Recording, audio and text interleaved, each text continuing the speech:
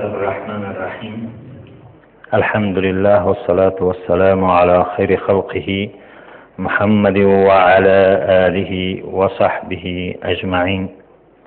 استاد محترم محی‌الدین کبیری، رهبر حزب نهضت اسلامی تاجیکستان و وکیل مجلس نمایندگان، رهبریت محترم حزب نهضت اسلامی تاجیکستان، مهمانان و نمایندگان کورپوس‌های دیپلماتی، رهبران و نمایندگان احزاب سیاسی، تحلیلگران و ژورنالیستان و پدران و مادران و برادران و خواهران اعضا و جانبدار حزب نهضت اسلامی تاجیکستان، السلام علیکم و رحمت الله و برکاته.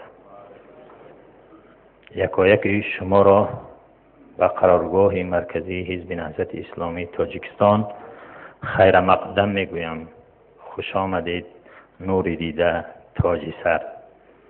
و برای اینکه از دور و نزدیک به اینجا قدم رنجه کرده آمده اید، منتداری خود و منتداری همکارهایم را به شما میرسانم. همچنین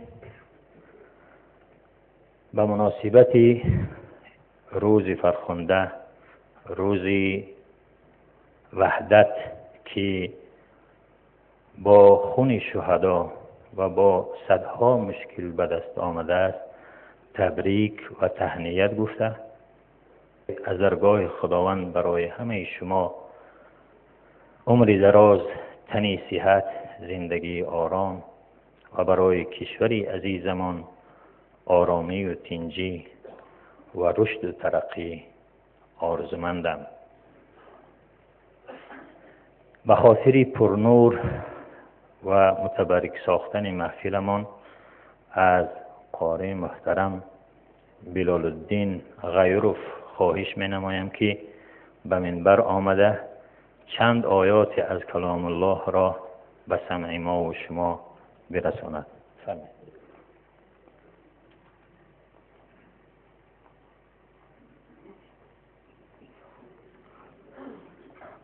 أعوذ بالله من الشيطان الرجيم.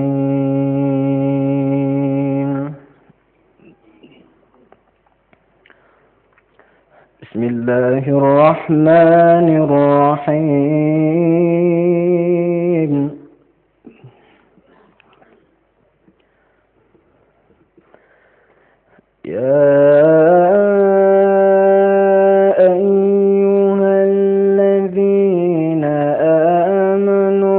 اتقوا الله حق تقاته ولا تموتن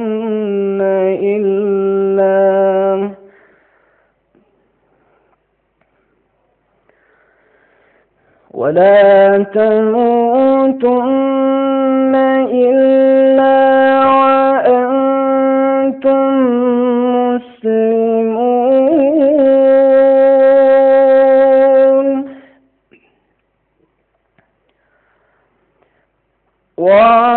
واعتصموا بحبل الله جميعا ولا تفرقوا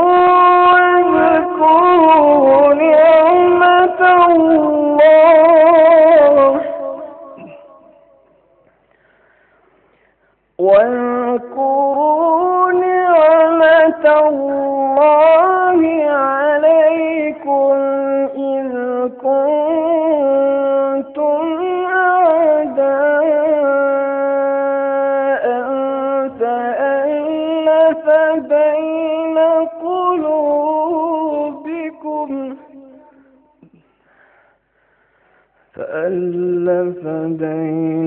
قلوبكم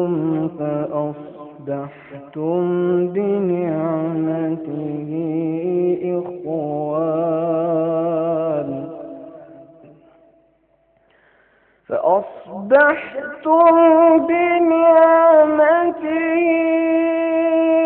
إخوانا وكنتم على شفا حفرة من النار فأنقذكم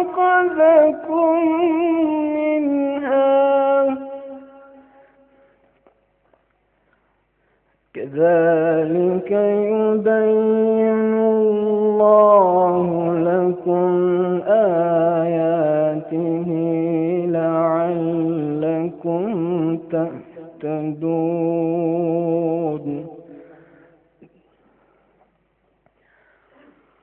ولتكن منكم أمة يهدون إلى الخير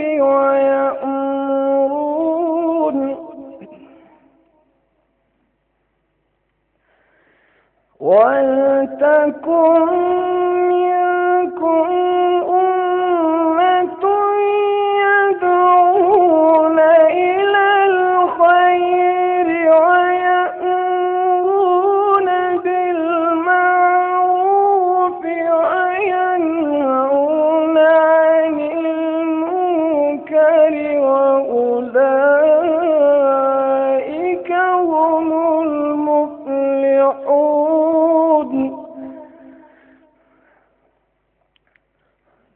ولا تكونوا كالذين تفرقوا واختلفوا من بعد ما جاءهم البينات وأولئك لهم عذاب عظيم. يوم تبيض وجوه وتسود وجوه فأما الذين اسودت وجوههم أكفرتم بعد إيمانكم فذوقوا العذاب بما كنتم تكفرون.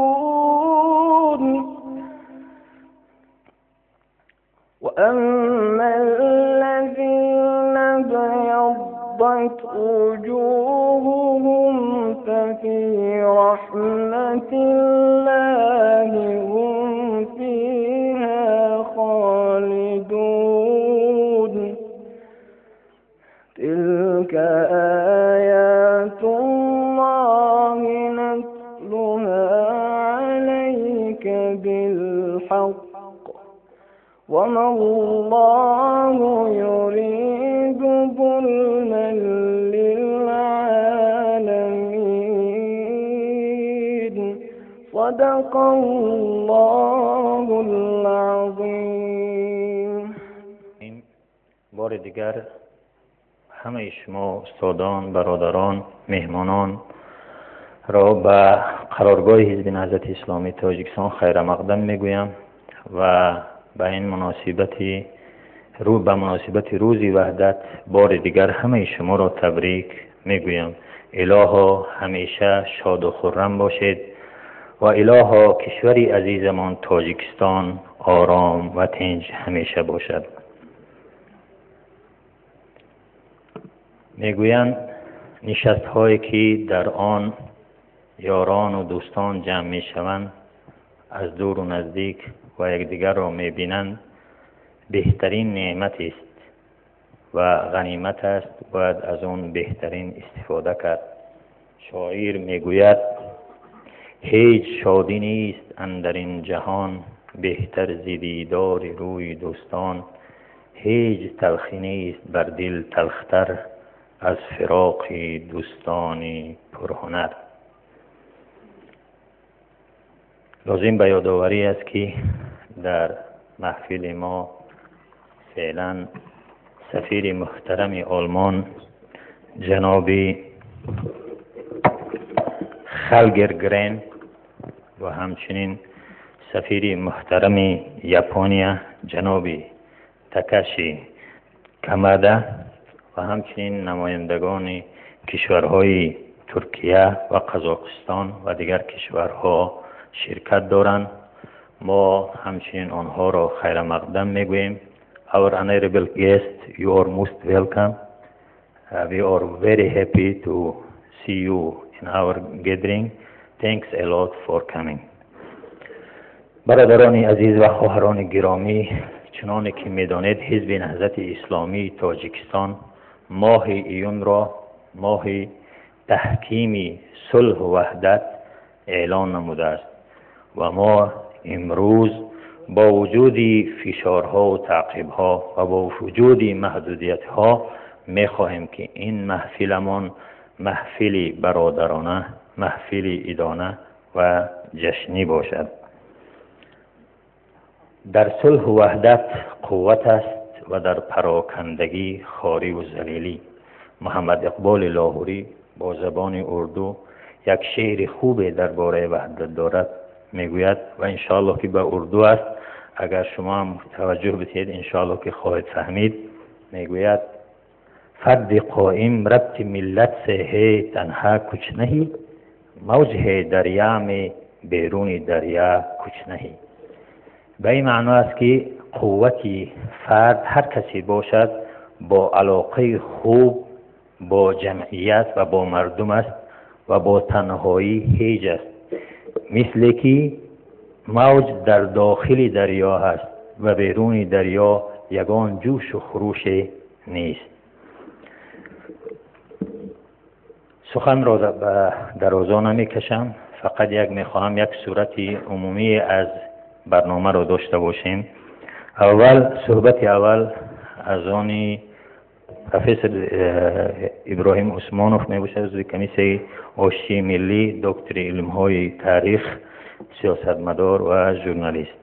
سخن دوم به جناب فیض‌الدین امام شاه محمدویچ، عضو زیر کمیته عاید به حقوق در کمیته آشتی ملی و یکی از فعالان جامعه شهروندی، و بعد اون نوبت به جلال الدین محمود، مشاور رئیس حزب نهضت اسلامی تاجیکستان و هم رئیس کمیته نظارت به آتش بس، و سپس انشاءالله یک نواری 15 دقیقه‌ای که همکارانم آماده کرده اند اون را یک جای انشاءالله در همین جا تماشا خواهیم کرد. و بعد نوار انشاءالله نوبت به خانم معلمه آینه‌ال بابا نظر و یکی از فعالان جامعه شهروندی، حقوق شناس، نامزد به مقام ریاست جمهوری از طرف حزب نهضت اسلامی تاجیکستان در انتخابات پرزیدنتی سال گذشته و حالا رئیس فوند پرسپکتیو پلوس. و ششم بعد معلمه جناب امیربک عطابک، عضو کمیته آشتی ملی و سابق رهبر سازمان لعل بدخشان که عضو اتحاد نیروهای اپوزیسیون بود، او صحبت خواهد کرد. و بعد او انشاءالله شاکرجان حکیم معاون حزب سوسیال دموکرات صحبت خواهد کرد. و بعد سخنهای تبریکی از بزرگان رهبران حزب و سفیران خواهد بود و بعد سخنهای تبریکی صحبت جنبستی از آن رهبر حزب نهضت اسلامی تاجیکستان و وکیل مجلس نمایندگان استاد محی‌الدین کبیری می باشد و بعد اون دعای می باشد. و فعلا صحبت را با پروفسور ابراهیم عثمانوف، عضو کمیته آشتی ملی، دکتر علم‌های تاریخ، سیاستمدار و ژورنالیستی معروف کشور می‌دهم. فرمایید استاد. سلام علیکم. همه شما را حاضرین محترم، هم تاجیکان را، هم تاجیکستانی ها را، هم مهمان تاجیکستان را، همه دوستان خارج را به افتخار بزرگترین عید ملت تاجیک، عید وحدت، روز وحدت تبریک میگویم. بزرگترین برای آن که این محض همین عید، همین روز یک دفعه دیگر نشان داد که با همه سختی، با همه دشواری در کشور ما نیروهای موجودند، شخصیت‌های موجودند، آدمان موجودند که راه راستی را، راه دوستی را، راه حقیقت را، راه همکاری را، همدلی را سراغ می‌کنند و این عید ثمره مهنت آنهاست. این عید بزرگ است زیرا تا رسیدن به این روز هزارها نفر جوانان ما، هموطنان ما، مرد و زن، پیر و برنا قربان شدند. قسم زیادی از آنها در بیرون از خاک وطن از دنیا رفتند، در اونجا مزار خود را، خانه آخرت خود را بیرون از تاجیکستان پیدا کردند. ولی این روز وحدت امکانیت داشت که باز ما در وطن خود، در خاندان خود زندگی کنیم، با خاندان خود باشیم. عید وحدت برای ما چیزی دیگر داشت. مردم تاجیک را از دربدری و گریزگی نجات داد، به وطنش باز آورد، زمینش را باز گرداند.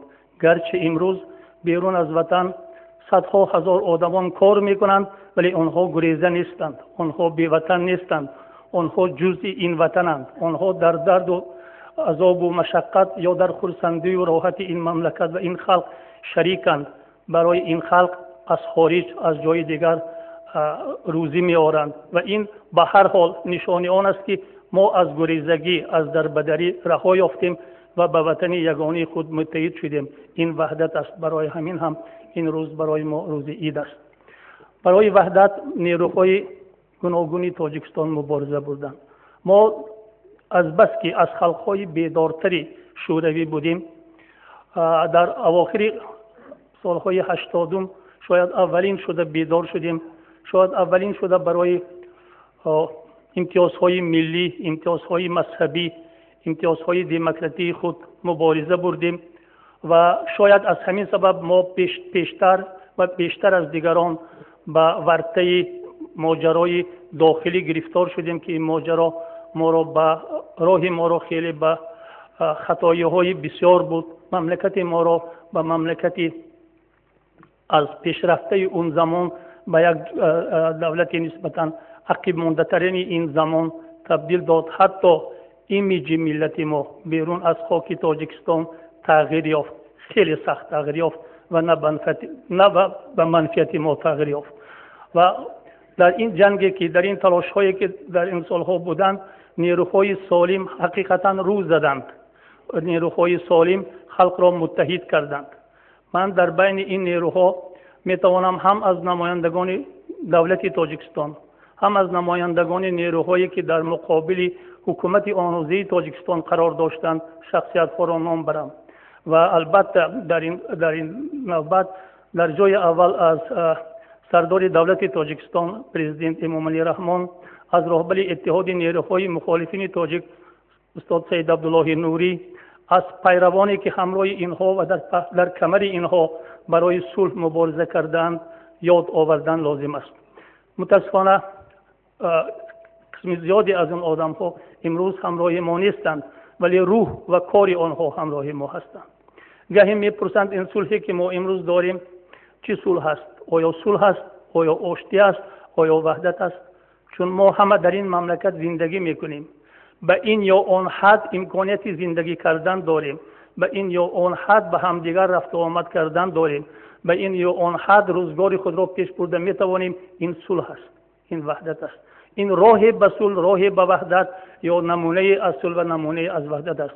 شاید چیزهایی هستند که در این هنوز ما پر حل نکردیم، ولی امید به آن میکنیم که روز به روز باید چیزهای نیک بالاتر پیدا شوند، روشن‌تر شوند و چیزهایی که مخالفت این چیزهای نیک هستند عقب افتند و نابودتر شوند. من امید میکنم که سال دیگر در روز وحدت امکانیت و سخنرانی ما بالاتر و بقوتر باشد تا ما احساس کنیم که در یک سال دیگری هم که میگذرد وحدت ما مستحکم شده است. عید مبارک برادران عزیز.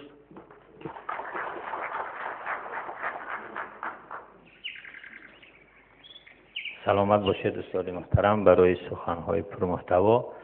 و لازم به یادآوری است که همچنین نماینده سفارت امریکا هم در اینجا حضور دارد، آن را هم خیر مقدم میگوییم. سخن نوبتی به فیض‌الدین امام و شاه محمدویچ عضو زیر کمیسیون عاید به حقوق در کمیسیون آشتی ملی و یکی از فعالان جامعه شهروندی.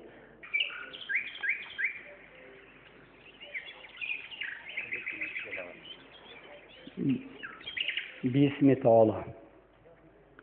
سلام علیکم و رحمت الله.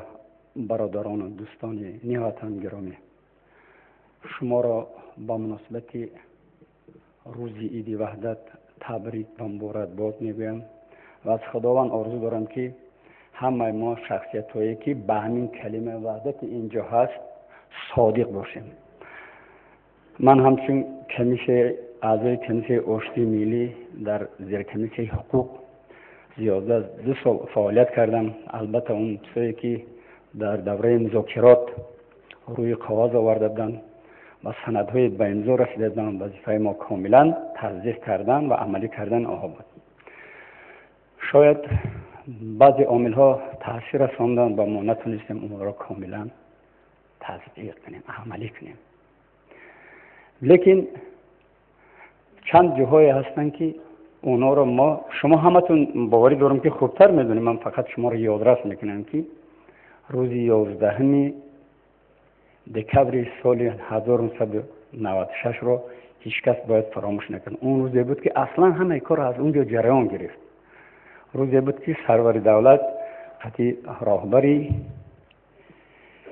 اتحاد نیروهای اپوزیسیون استاد مرحوم ما که به نهایت گرامی است، خدا رحمت کنه، همون رو آخری کردن با دستگیری استاد ربانی خدا رحمتی و احمد شاه مسعود. از همون روز جریان اساسی صلح ما همچنان که در سیاست کار میکردم شروع شده بود. پیشتر زحمت ها زیاد بود که اونجا اوجی با وجود اومدن اون شد. بعد از اون صلاحیت های کمیسه آشتی ملی 23 دکبر سال 96 به امضا رسیدن.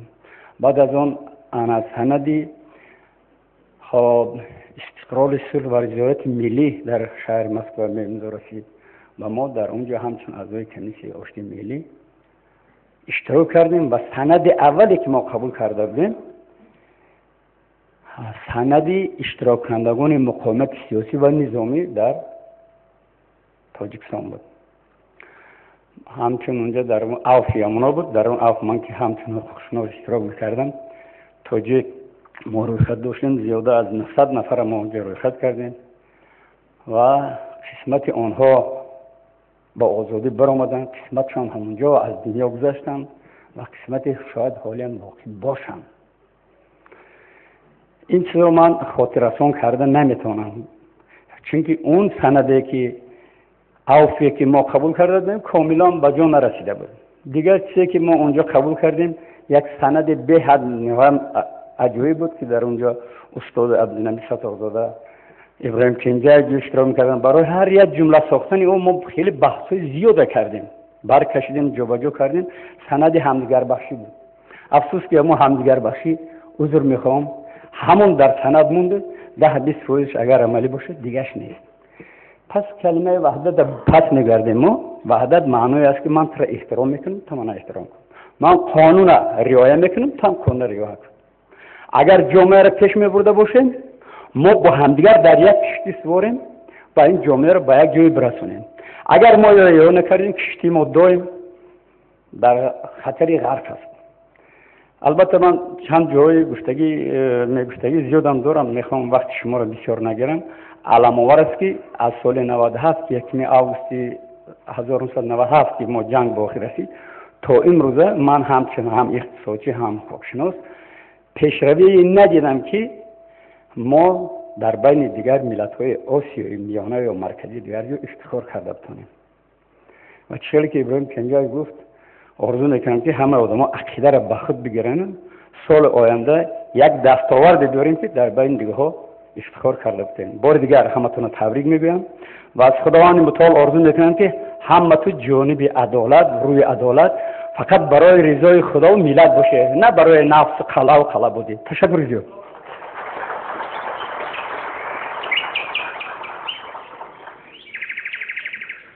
تشکر استاد محترم. و فعلا صحبت نوبتی به جناب جلال‌الدین محمود، مشاور رئیس حزب نهضت اسلامی تاجیکستان و هم رئیس کمیسه نظارت به آتش بس، فرمایید.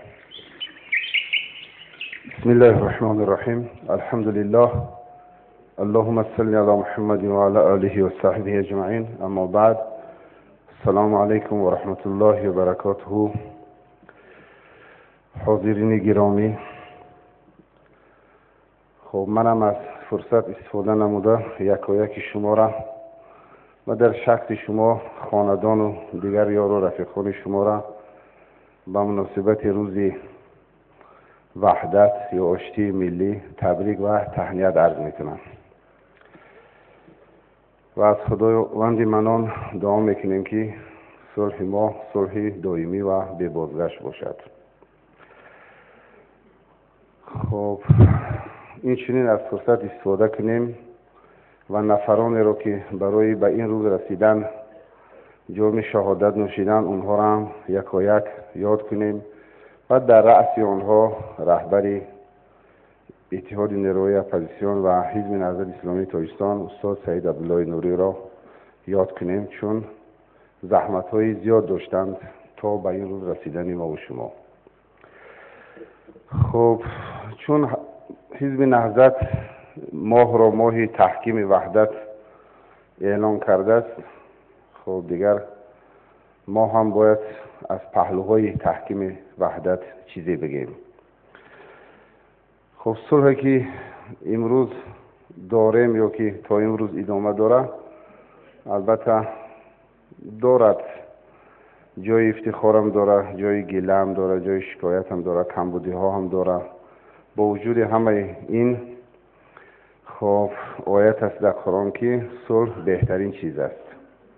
از صلح همیشه خیر به دست میاد. صلح یگان پهلوی شر و بدی نداره. خب یک مشکلات اساسی ما همین است که خب چون صلح افتخار دارد، در تقسیم کردن همین افتخار مشکل داریم که همین افتخار مال کی باشه. نتونستیم که بگیم که مال همه ملت و همه طرف ها هست. یک طرفه میخوایم که افتخار رو به دست بیاریم یا که تنگ نظری میکنیم در این افتخارات. مشکلات اساسی هم همین است و تا به این روز رسیدن و تا به صلح رسیدن هیئت‌های زیادی کار کرده بودن. ما میتونیم که از هیئت مذاکره کننده ها یاد کنیم که خیلی زحمت کشیدن. بعدتر یک هیئت کمیسی‌های آتش بس بود از هر دو طرف. بعدتر هیئت کمیسیه آشتی ملی بود. در اصل اینا راهبرای این هیئت‌ها بودن. خب از همشون امروز کوشش کنیم که قدردانی کنیم و همشون به نیکی یاد کنیم و اونا هم زیادتر نسبت به دیگرها وارد صحنه شوند و برای صلحی که به دست آمدن محنت کرده بودن کوشش کنن که با مقاله هاشون، با قلم هاشون، با صداهای خودشون و هر امکاناتی که دارن مراجعت کنن، کوشش کنن که وحدتی به دست آوردهشون از دست نروند. و همون وقتی که پروتکل نهایی امضا شد اعلان کرده بودیم که صلح به بازگشت صلح تاجیکستان. خب کوشش کنیم که بازگشت نداشته باشه دیگر، صلح دائمی باقی مونه. خب مشکل دیگر ما همین است که ما نتونستیم ملت بفهمونیم که فلسفه و منطق و حکمت صلح چیه. خب هم صلح میگیم لیکن صلح به خودش خیلی لوازمات داره، چیزهایی داره که یک صلح کننده باید اونها را عهد داشته باشه، لازم بدونه به خودش برای ادامه دادن. خب از صلح هیچی نمیدونیم. همچنان که مثلا نماز بگن، از نماز ما باید چند چیزهایی را بدونیم که نماز چی را در بر میگیره، چرا نماز میخونیم. خب صلح هم پهلوهای گوناگون داره که کوشش کشف کردن اونو نداریم، کوشش نکرده ایستادن که ما به ملت بفهمونیم که خب صلح که شد نمیشه یک کلمه خشک خالی باشه. خب دیگر همین که صلح در اصطلاح مصالحه استفاده میشه. خب وقتی که صلح شد معلوم است که دو طرف داره. اگر صلح یک طرفه باشه یک نمود صلح تحمیلی است، طرف دیگر میخواست نمیخواست او تحمیل کرده بود. این مصالحه از طرف دیگر داره، طرف دیگر هم حق داره، طرف دیگر هم افتخار داره. خب دیگه هر چی که هست باید که او را درست تقسیم کرده بتونیم. خب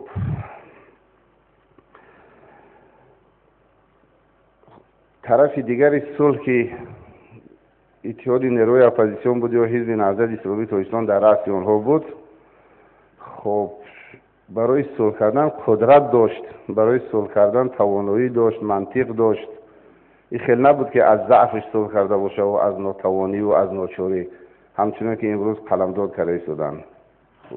با همه قدرت، با همه توانایی صلح کرده بود. خود صلح هم کاری آسان نیست. شخص قدرتمند صلح میکنه، کسی که نفسش میتونه که سرکوب کنه، کسی میتونه که خواهشات نفسش سرکوب کنه، کسی میتونه که خب بعضی چیزهایی که بالاش تحمیل شده افکار و بعضی ایده های دیگر اونها را سرکوب کنه و به این خوب روز برسه. و طرف دیگر صلح همون قدرت هنوز هم داره، همون قدرتی تحمل شه، همون قدرتی درک و فهم و ادراک و خب همون قدرتی تطبیق کردن صلح. بنابراین در این روز بار دیگر از همه جانبداران صلح و کسانی که از صلح استفاده میکنند خواهش میکنیم که خب هماهنگ شوند با خب اون چیزی که حزب نهضت اعلان کرده است، ماه تحکیم صلح. خب در دیگر خواهش‌های حزب نهضت هم بود که ماه دوم ماه رمضان هم به مناسبت صلح ماه تحکیم وحدت و صلح اعلان شود. خب ان شاءالله که خب ما صادقیم به همون صلح کردگیمون، با وجود همه مشکلات صلح به بازگشت نگاه می‌داریم. سلام علیکم.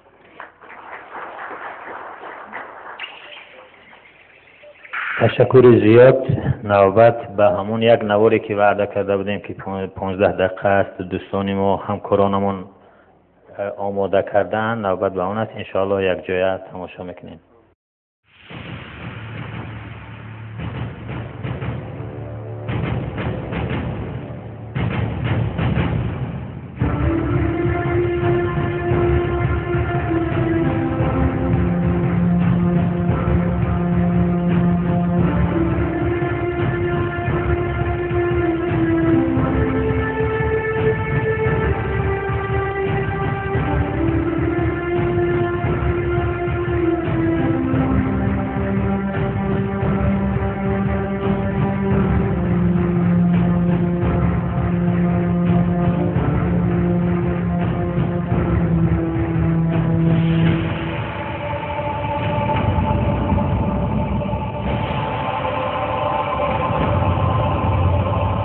زمان آن که هستی از او آغاز یافت و انسان را اشرف مخلوقات خواند.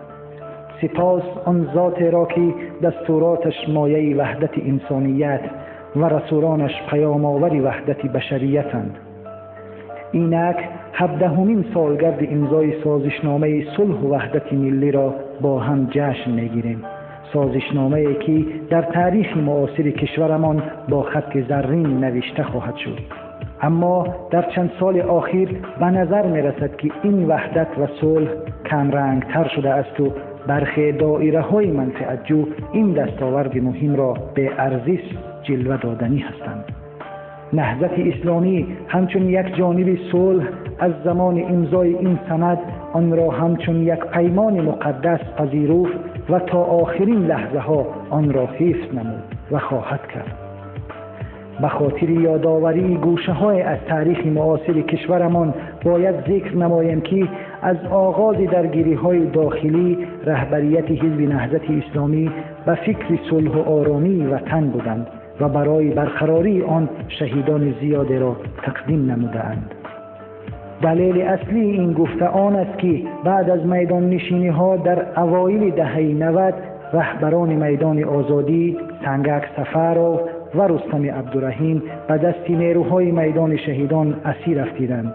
به خاطر برقراری صلح و وحدت رهبریت نهضت اسلامی با مشکل‌های زیاد توانستند آنها را از دست نیروهای احساسی و جوانان به تجربه رها نمایند. بعداً رئیس حزب نهضت اسلامی تاجیکستان در سابق ولایت کولاب شهید محمد لایق هر دوی آنها را با ماشین شخصیش به خاطر صلح و وحدت تا به کولاب برده رسانید. شهید محمد لایق تمام خطرات را به جان خرید تا این 2 نفر سالم به مقصد برسند و پیش راه خونریزی گرفته شود. اما بعد رسیدن به کولاب او را زندانی نمودند و بعداً به شهادت رسید. در واقع محمد لایق اولین شهید راه صلح بود و نهضت از اولین روزهای آغاز ناآرامی‌ها برای صلح تلاش نموده است. اگرچه این تلاش ها خیلی طول کشیده باشند هم خدا را شکر میگویم که به نتیجه نمانده اند. بالاخره بعد تلاش های زیاد 2 طرف ملت از خطر نیستی رها یافت و عقل سالم بر دیر خشم غالب آمد. صلح در کشور برقرار گردید.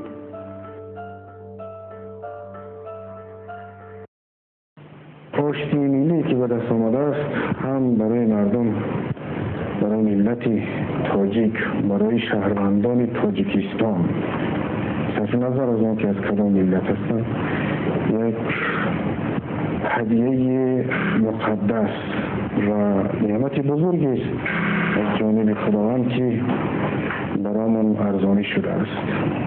باید همه با هم دوش با دوش یکدیگر بایستیم و این آشتی ملی را که اساس نجات ملت و کشورمون است باید که حفظ کنیم، ارزان قدردانی کنیم. آن چیزی که ما پای قریب شده 3 سال که گفتشون داشتیم، آن چیزی که به اینجا رسیده بود دایر به همه این موضوع صحبت داشتیم و ما هر دو به یک اتفاق رسیدیم که از چی شروع میکنیم، و زینه با زینه با کدام چی باید برسیم. همه آن مقصدهایی که ما داریم برای وحدت و احیای تاجیکستان ما یک هستیم. انشاءالله اون چیزا هم دایر موضوع ما اتفاق میرسیم، گفتشونی داشتیم، صحبت داشتیم. در اصارات یک جایی ما آمده است که در آینده ما یک جایی به مقابل قوه هایی که زید شرطنامه صلح و صلاح در تاجیکستان است یک جایی مبارزه میبریم. واقعا دستاوردی که امروز هر یک تاجیکستانی اگر بخواهد که بگوید به ملت چی کردی، تنها از صلح زیاد چیز زیادی گفته نمیتوند. زیرا حالا برای ملت هیچ کس کاری خوب جز این صلح نکرده است. ما میتوانیم بگیم که صلح دستاورد زیاد هم داشته باشد، ولی دستاوردهای اساسی آن این همین تیجی و آرامی است. همه دیگر وظیفه ها، مسئولیت ها، وزارتخانه ها و دیگر چیزها اینها از بین میروند. اینا موقتی هستند. یک کس امروز وزیر هست، فردا نیست. یک کس امروز منصب داره، فردا نداره. ولی صلح که به دست آوردیم این باقی میماند. بله، ما را میگویند که اپوزیسیا سهم خود چه نتونست بگیرن. یعنی واقعا هم خیلی بود. ما از مقامات تنها از مقامات عالی کشور 251 مقام را باید میگرفتیم و همگی 46 مقام و ممکن بعد 3 مقام دیگر 49 مقام گرفته باشیم. خیلی فایدی کم هستیم. حتی 2-3% حقوق خود را نگرفتیم. ولی به خاطری چی؟ به خاطر همین آرامی، به خاطر همین صلح، به خاطر همین امنیت گذشت کردیم. حسنة وفي الآخرة حسنة وقنا عذاب النار. اللهم وفقنا لما تحبه وترضى. خداوندا خوشی‌های دنیا و آخرت را برای این مردم و برای تمام مردم تاجیکستان نصیب بگردانید. برحمتک. سند همدیگر بخشی. به نام وطنمان جمهوری تاجیکستان، وارث معنوی و اخلاقی سرزمین تاریخی تاجیکان، برای احیا و شکوفایی کشور محبوبمان، یگانگی و تمامیت ارضی، استقلالیت و آزادی آن، به یاد شهیدان و روح پاکشان، به پاس خاطر قربانیان زمان مخالفت و مقاومت و مبارزه های مسلحانه، به خاطر تسکین دل یتیمان و بیوگان، پدران و مادران و همه آنانی که عزیزانشان را از دست داده اند، با در نظر داشت اراده مردم به صلح و آشتی ملی، با درک مسئولیت تاریخی خود به گذشته، امروز و آینده سرزمین باستانیمان، با احترام حق و حقوق و آزادی های هر فرد آن، پرزیدنت جمهوری تاجیکستان و کمیسیه آشتی ملی این سند همدیگر بخشی را قبول و اعلان می نمایند. ما همه آنان را که در زمان جنگ و مقاومت سیاسی سلاح به دست گرفتند و مقابل همدیگر جنگیدند عفو میکنیم. بگذار حریفان و رقیبان سابق همدیگر را برای جراحت‌های جسمانی و معنوی رساندهشان برای اذیتی که داده‌اند ببخشند. بگذار با همدستی و همکاری در آباد گردانیدن خرابی‌های جنگ در کار سازندگی به امید شکوفایی تاجیکستان، با سرپرستی به یتیمان و بیوگان، با غمخواری به مجروحان و برجاماندگان در جامعه احترام و عزت و اکرام را دوباره زنده بگردانند. غضب خدا و لعنت خلق به آنان باد که پی قصدگیری و تعقیب و آزار هم برای اعمال می شوند که در سالهای مقاومت و مخالفت صادر شده بودند. چون این کسان محکوم به جزایند. ما سوء استفاده از امکانات رسانه‌های عامه و دعوت آشکارا به نیت خلل رساندن بر روند آشتی ملی، اتهام همدیگر و در حضور جماعت از گذشته به بدی یاد آوردن را محکوم می‌نماییم. هم حاکمیت و هم همه آن حزب و سازمان‌هایی که به هیئت اتحادیه نیروهای اپوزیسیون تاجیک شاملند و هم حزب و جنبش‌ها و سازمان‌های اجتماعی دیگری که از این به بعد در فعالیت سیاسی دست به سلاح می‌زنند، طبق قانون‌های جمهوری تاجیکستان به جوابگری کشیده خواهند شد. با نیت تأمین اعتبار عملی سند همدیگر بخشی، همه اسیران حربی آزاد خواهند شد. آزادی و امنیت اشتراک کنندگان مخالفت سیاسی و مقاومت نظامی که از سال 1992 تا به روز قبول سند مذکور دوام کرد، با قبول سندهای داخلدار کمیسیه آشتی ملی و مجلس عالی جمهوری تاجیکستان تأمین کرده می شود. پرزیدنت جمهوری تاجیکستان امامعلی رحمان، رهبر اتحاد نیروهای اپوزیسیون تاجیک سید عبدالله نوری.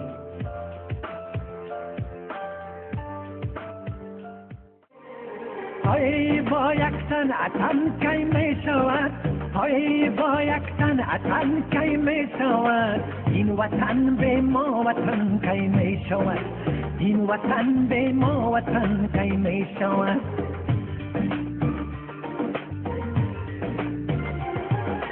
گر نباشد از تو هم این سرزمین، گر نباشد از تو هم این سرزمین، خانه آباد من کی می شود، خانه آباد من کی می شود. بیش از این دگر مرا مزن، میزنی بزن سخن بزن، بیش از این دگر مرا مزن، میزنی بزن سخن بزن. یک کلید خانه پیش تو، یک کلید خانه پیش من، یک کلید خانه پیش تو، یک کلید خانه پیش من.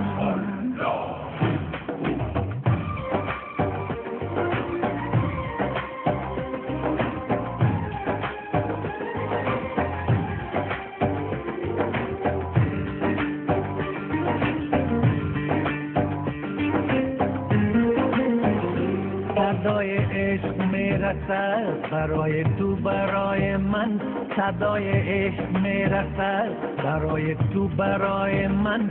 خدا یکیست جان من، خدای تو خدای من، خدا یکیست جان من، خدای تو خدای من.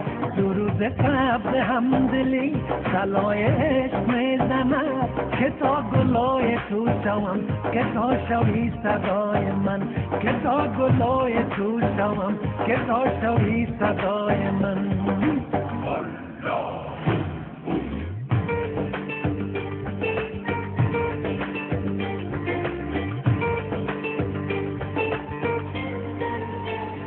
مرا به باغ میکشد ترانه ها یکی یکی، یکی برای دوستی، یکی برای زندگی، یکی برای دوستی، یکی برای زندگی. شکفته باد یاسمن، خجسته باد این وطن، ترانه های نسترن، یکی به تو یکی به من، ترانه های نسترن، یکی به تو یکی به من. بیش از این دگر مرا مزن، میزنی بزن سخن بزن. بیش از این دگر مرا مزن، میزنی بزن سخن بزن. یک کلید خانه پیش تو، یک کلید خانه پیش من. یک کنار باغ نسترن، یک کنار باغ یا من. یک کلید خانه پیش تو، یک کلید خانه پیش من. یک کلید خانه پیش تو، یک کلید خانه پیش من.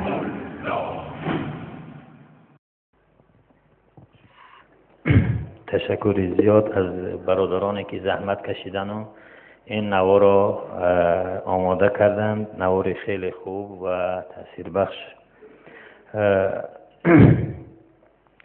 کاردار سفارت جمهوری اسلامی ایران جناب محمود صدری تشریف آوردن، اون را هم خیر مقدم میگویم. خوش آمدید. حالا نوبت به آیین حال به نظر روی یکی از فعالان جامعه شهروندی نامزد به مقام پرزیدنتی از طرف حزب نهضت اسلامی تاجیکستان در انتخابات پرزیدنتی سال گذشته.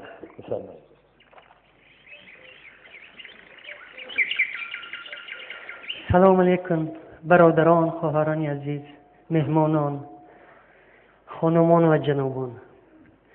برای من عید وحدت این عید یادبود است، نه رقص، نه بازی، نه تنتنه.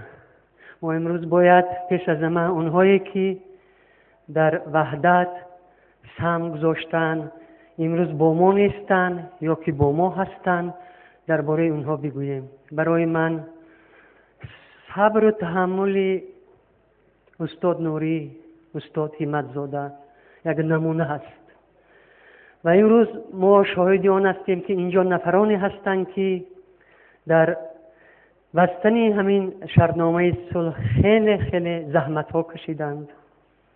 ابراهیم عثمانوف پروفسور، برادرانی که از حزب نهضت امروز سخن کردند، اینها هستند و قسم زیادی ما شاهد این بدبختی ها بودیم و برای ما، برای آنهایی که این چیز را از سر گذرانیدن، یک درس خیلی سبقی بزرگ است.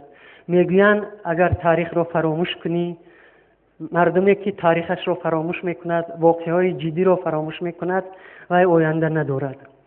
من میخوام که یک دو چیز را مثال بیارم.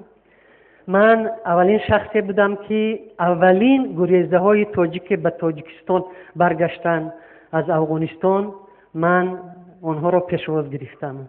اون وقت من در OBSE کار میکردم و قریب یک ماه در شرطوز بودیم و هر وقتی که آنها برمیگشتن ما میرفتیم اونجا و ما کفیل جان آنها بودیم. OBSE امروز ما باید فراموش نکنیم که تشکیلات‌های بین الخلقی هم اونها هم خیلی کوشش کردند. این چیز هم باید یادآور شد. و من فکر میکردم که اولین تاجیکی که میگردد از افغانستان با کدام احساسات است و خیلی مثلا نگاه میکند. باور کنید راست گپ را میگویم، من اون قدر خرسندی را ندیده بودم. یک چی بود؟ ترس بود. فقط بعضی ها می نشستن گریه می کردن، مردای هم زنها خاک را می بوسیدند. یعنی که حسی وطن داشتن بسیار حسی بلند است و همین وحدت از همه چی بالا است که حزب نهضت هم این را اثبات کرد که و از همون ارزش‌های، حتی ارزش‌هایی که بودند، ارزش‌های مثلا حزبیشون دست کشیدند و پورا به ارزش‌های ملی خود را وابسته کردند که این را نه همه میکنند. در جنگ‌ها این خیلی کارهای مشکل است. دومی مثالی که من میخوام بیارم، ما از اونجا مکتوب‌ها میگرفتیم از اون طرف دریا، بعد آورده به خیش و تبارهای اون گریزها میسپاریدیم. و من یک چند مکتوب بود، یک مکتوب از رامید بود. وقتی که من به رامید رفتم، اون وقت حال جنگ بود، با ماشینی OBSE و یگان نفر بیرون نمی آمد. همین یک شلاق کلان وقتی که ماشینی ما را دیدن همه پنهان شدن. ما اینجا را درش میکوبیم، اونجا را درش میکوبیم، روی نمیکنن. آخران یک پیرزنی خیلی سن سالش کرام برآمد. من گفتم که من یک مکتوب آوردم، میخوام که همین مکتوب رو سپارم. بعد من فامیلیا گفتم، بعد نشان دادن اون خانه را. من رفتم مکتوب رو سپاریدم. بعد اونها گریه کردن، گفتن میبخشید، به ما خبر آمده بود که یعنی که پسری من مرده است، ما سالش رو دادیم. وقتی من گفتم پسر شما زنده است، انا مکتوبش، این مکتوب 20 روز پیش نوشته شدگی بود. و گفت که ما 1 سال پیش سالش رو دادیم. مادر بیهوشید هفتید، زنش بیهوشید هفتید. این ببینید که این یک چیز، این یک بدبختی بود و هیچ کس نباید از این جنگ فخر کند که من قهرمانم، من صلح کردم. این یک جنگ شهروندی، جنگ شرمندگی است. من میفهمم که وقتی که یک دولت میآید هجوم میکند، همه ما باید با ناخن و با دندانمون ملکمون را حمایت کنیم. اما وقتی که ما امروز برادرکشی بود، این باید جشن توبه باشد، جشن باشد که من از کلمه شکرانه بسیار خودداری میکنیم. اما انا همین لحظه همین جشن شکرانه است که شکر که همین وحدت برسیدیم. من 2 سال پیش اینجا برآمد کرده بودم، گفته بودم که نصیب باشد بعد چند سال، بعد سال آینده من باوری دارم که نوری هم از طرف رئیس جمهور قدردانی می شود، به وی نیز قهرمانی می دهند.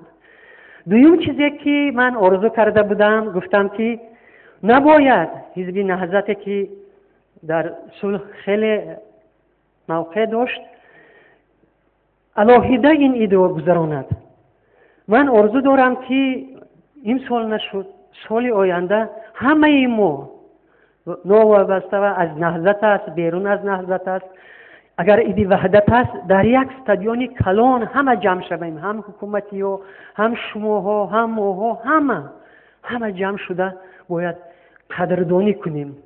و من راستی گپ از تلویزیون تاجیکستان خیلی خفه هستم که باید درباره هر یک نفری که بسیار یک موقع خوب داشت برای ما رو به این صلح رساندن کمک کردند، باید همین گونه نوارها خیلی زیاد شود. دیرکت سایف به یادتان باشد، دیرکتری رادیو و تلویزیون تاجیکستان که امروز در بین ما نیست، 10 روز پیش با من یک واخوری داشت و گفت که من حضور یک کار میخواهم بکنم که همین وحدتی که امروز شده است، صلحی که امروز شده است، در چشم یک کودک بگیرم، یک کودکی که از دور جنگ یافتم، گفت همین کودک رو از دور جنگ تا امروز همین کودک همه واقعا را در چشم همین کودک بگیرم و آخرا بگویم که اونهایی که میخواهند که به همین صلح خلل وارد کنند به چشم همین کودک بیگناه نگرند. بنابراین هم من میفهمم که امروز وقتی که من از یک نفر پرسیدم از دوستان نهضتی چه احوال دارید، گفت که ما همون رشته هستیم که خیلی خراب هم شدیم، یکی ما کنده نمیشویم، یعنی که ما در همون عقیده، در همون فکرهایمون هستیم. و امروز من اونهایی که امروز زنده اند، با خدا زنده باشید، ما باید اون چیزی که دیدیم، اون چیزی که حس کردیم، همین را به جوانان آینده، چون که من چند روز پیش با چند جوان صحبت کردم، اونها حتی نمیدونن، حتی یک معلومات هم ندارن، میدونن که جنگ شده است، نمیدونن که صلح شد، شرطنامه شد، برای چی شد و غیره.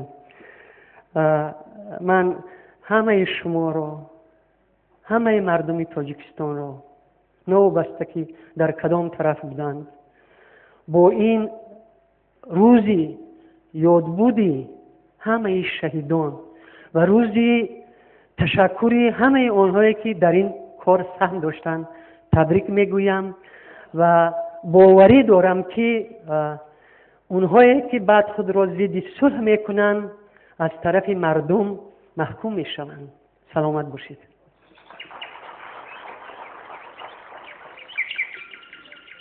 سلامت باشید معلمه بزرگوار. بله، چنانه که شما گفتید، نهضتی ها در اسمان خود، در اطراف رسمان خداوند جمع اومدن بر اساس قول خداوند که میفرماید واعتصموا بحبل الله ولا تفرقوا. و الان من از جناب امیربگ اتابک عضو کمیسیون اشتی ملی و سابق رهبر سازمان لعل بدخشان که عضو اتحاد نیروهای اپوزیسیون بود دعوت می‌کنم. بفرمایید.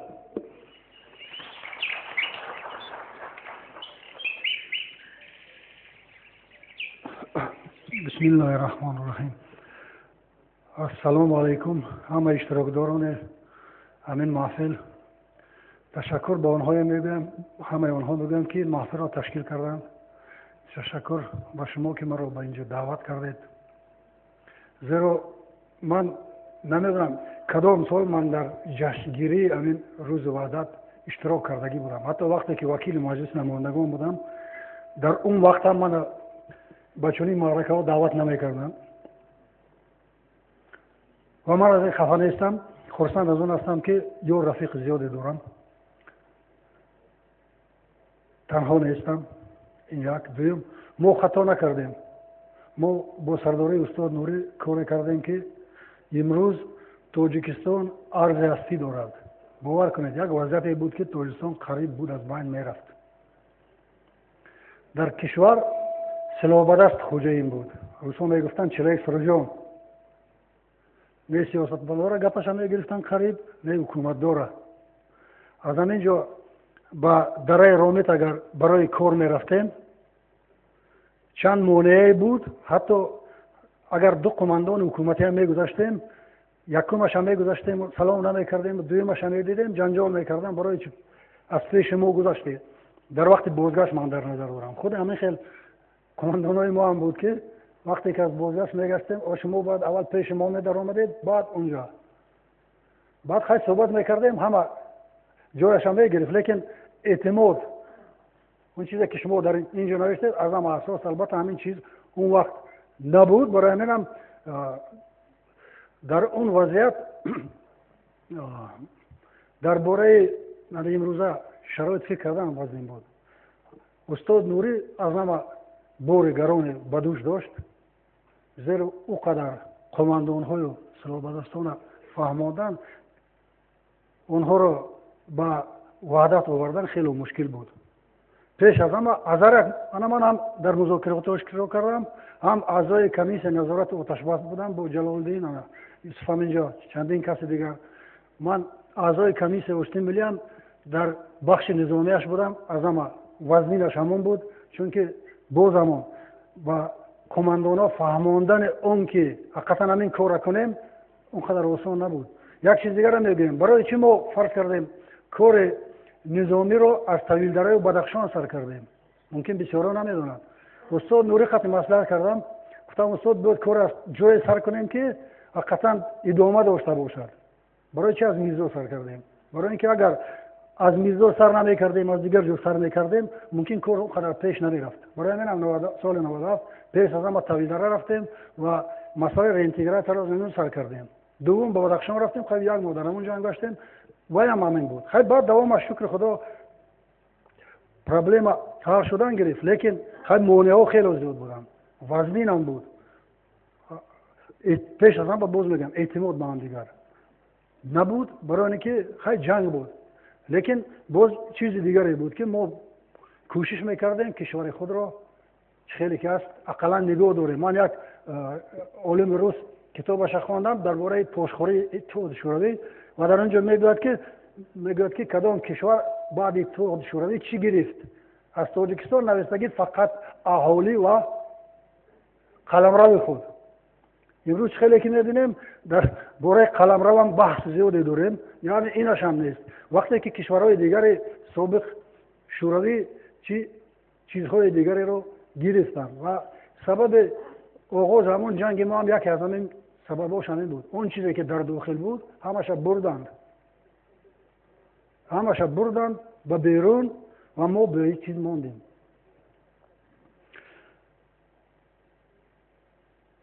پیش از همه البته بار دیگر خیلی که همینجا صحبت پیش از من گفتند، البته ما همه وقت باید از استاد نوری سر کرده همه من نفرانی که در بین امروز در بین ما نیستن در پهلو استاد بودن و از جانب حکومت هم میخیر نفرایی بودن که در صلح و آرامی کشور سهم گذارند آنها رو یاد کنیم. البته ما همه وقت آنها رو یاد کرده ایستادیم، ما یگان وقت رو فراموش نمیکنیم. خیلی امروز این روز مخصوص که است در اینجا باز بار دیگر البته به خاطر میگیریم و به خاطر میگیریم همون حالت هایی که پیش در همون سالها بودند.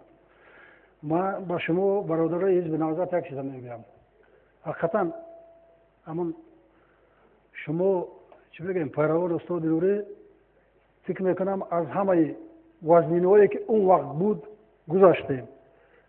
حاضر شکر خدا چخیلی که نباشد اینا رو شما با آسانی پس سر میکند. من همه وقت خواهان مانم که شما سربلند باشید. شما همون روی ادامه داده روی استاد نوری ادامه دید. خیلی ما کدامایی که با شما بودیم در کدام حزب باشیم در کدام ما با شما برادریم، ما با شما تاجیکیم، ما با شما تاجیکستانیم. ما یگان وقت همدیگر رو فراموش نکنیم، هیچگاه همدیگر رو باید فراموش نکنیم. و آن چیزی که امروز انا فرض کردیم به واسطه اخبار عموم می رود شخصا من تماشا هم نمی کنم، در بسیاری وقت ما رو عصبی هم می کنند. یک کودک می گویند درباره صلح گپ می زند و خود همون مفهوم صلح گپ معنایش نمی داند. یک نفر می بیاند صحبت می کند از تلویزیون تاجیکستان درباره وحدت سخن می راند و این مضمون همون کلمه وحدت نمی داند. این عیب است. ما وقتی که درباره از یک طرف وقتی که میگه ما هم تاجیکیم و ملت تاجیکیم همینجا خودش کلمه ملت خود کلمه وحدت کمی چی میگیم زیادتی است. وقتی که ما یک ملتیم یک ملت تومیم الکی همون وحدت باید در ما باشد. اگر وحدت نباشد ما یک ملت توم نیستیم. ما افسوس میخورم که در دوره شوروی انا کسی از شما کلانسال است میدونید وقتی که میپرسید از کجایید خیلی 4 مناطق کشور بود از روی ولایت میگفتند. خیلی یا بدخشان یا پامیری میگفت، لنابادی میگفت، کلوبی، ختلانی، خیلی غرمی. همین اصطلاح بود. این به معنا نبود که مردم خود را همچون تاجیک نمیشناسند. نه ما تاجیکیم لیکن از همون محلیم چون که سوال همین بود. حاضر افسوس میخورم که همون باور کنید در همون خارق میروه همون کوچه و کوچه مردم تقسیم شده است. وقتی که میپرسید و کوچه‌اش میگوید این بدبختی است. این بدبختی است و همچون شهروند همچون تاجیک همچون تاجیکستانی وظیفه ما از اون عبارت است که هر یکی ما باید مردم خود را سرجم کنیم. همه را مردم باید همیشه تقسیم نشود.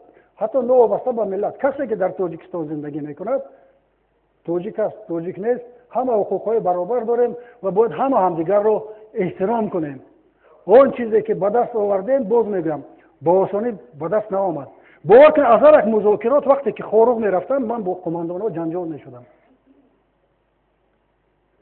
برای چی؟ برای اینکه اون چیزی که ما در مذاکرات محاکمه میکردیم و بحث میکردیم و باید عملی میشد در اونجا با نفران دیگری بودن که ضد ما تشویقات میبردن، ضد مذاکرات تشویقات میبردن، ضد صلح تشویقات میبردن و همیشه در همه جا بود. برای منم باز میگویم پیش از همه را تبریک. دویم ما باید همون کلمه بزرگ یگان و فراموش نکنیم و همه مردم خود را کار کنیم که خیلی چقدر کسی که تواند به همین هدایت کنیم و کوشش کنیم که کشور ما از همون بلایی که در همون وقت گرفتار بود دیگر عمر بود رهایی یافت دیگر همون چیز رو نبینیم. از وای بدبخترین وضعیت نبود و اونهایی که امروز میخوان کم از هر جا با گفت کردم الان مانند و میخوان کشور ما رو نارام کند خدا همونا رو از بین ما برد اینش هم خوبتر است و از خدای بزرگ به همه شما صحت سلامتی توفیق آرزومندم. سلامت باشید.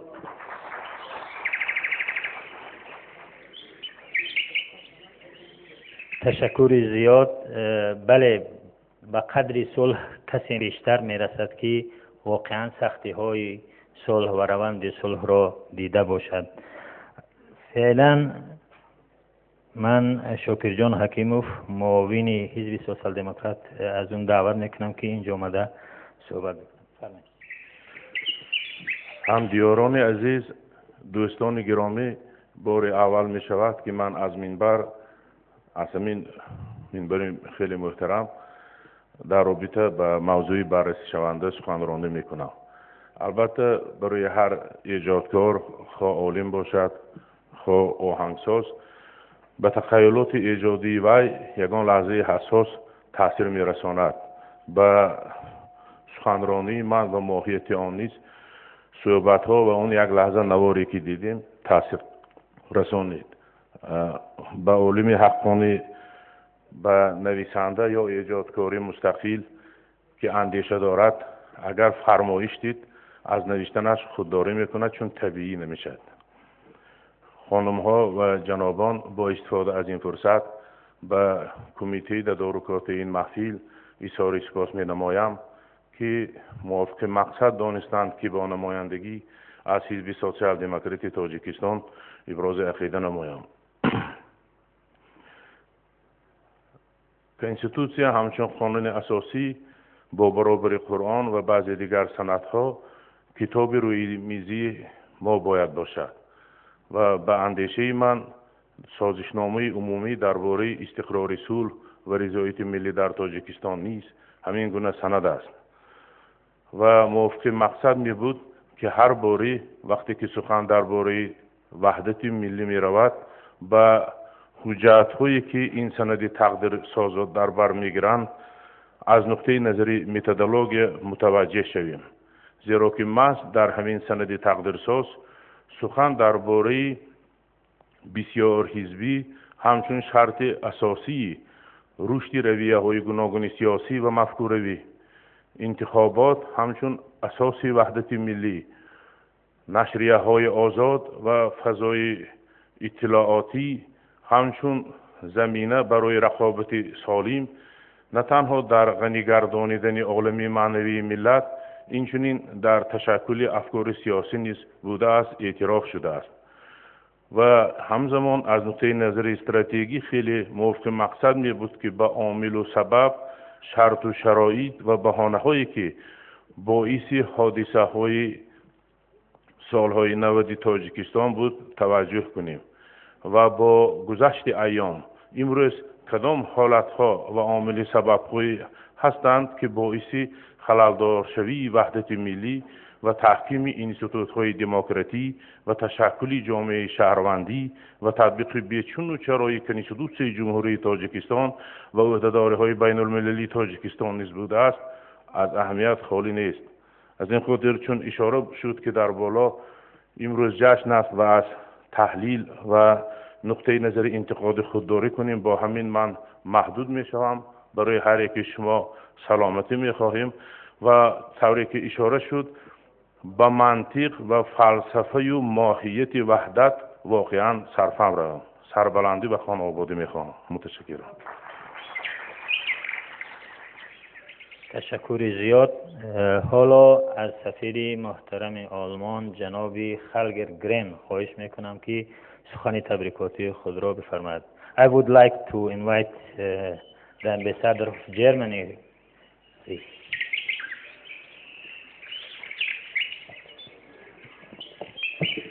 Assalamu alaikum.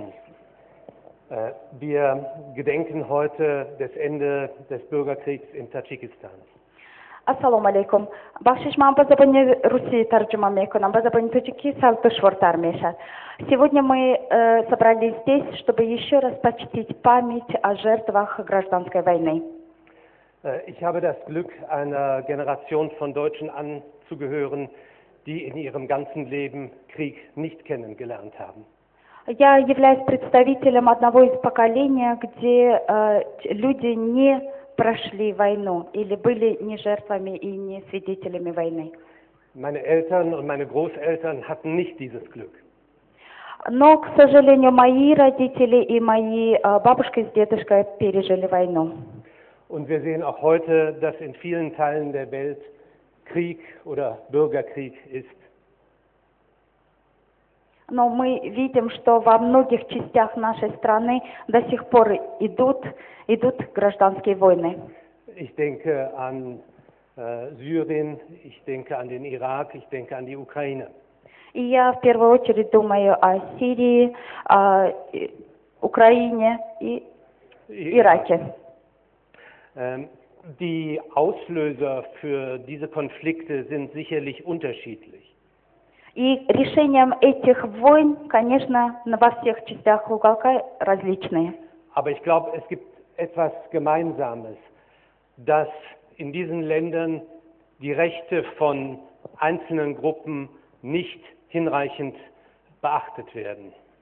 Но решения разные, но единственное или объединяет их то, что права отдельных групп людей должны обязательно быть во внимании или взяты во внимание. Und ich denke, das ist die Aufgabe jeder Regierung, dafür zu sorgen, dass die berechtigten Anliegen aller Gruppen berücksichtigt werden. Nur so kann es Frieden geben. И главной задачей правительства является взять во внимание все права и все мнения вот таких отдельных разрозненных групп для того, чтобы в итоге привести к миру. Спасибо. Vielen Dank.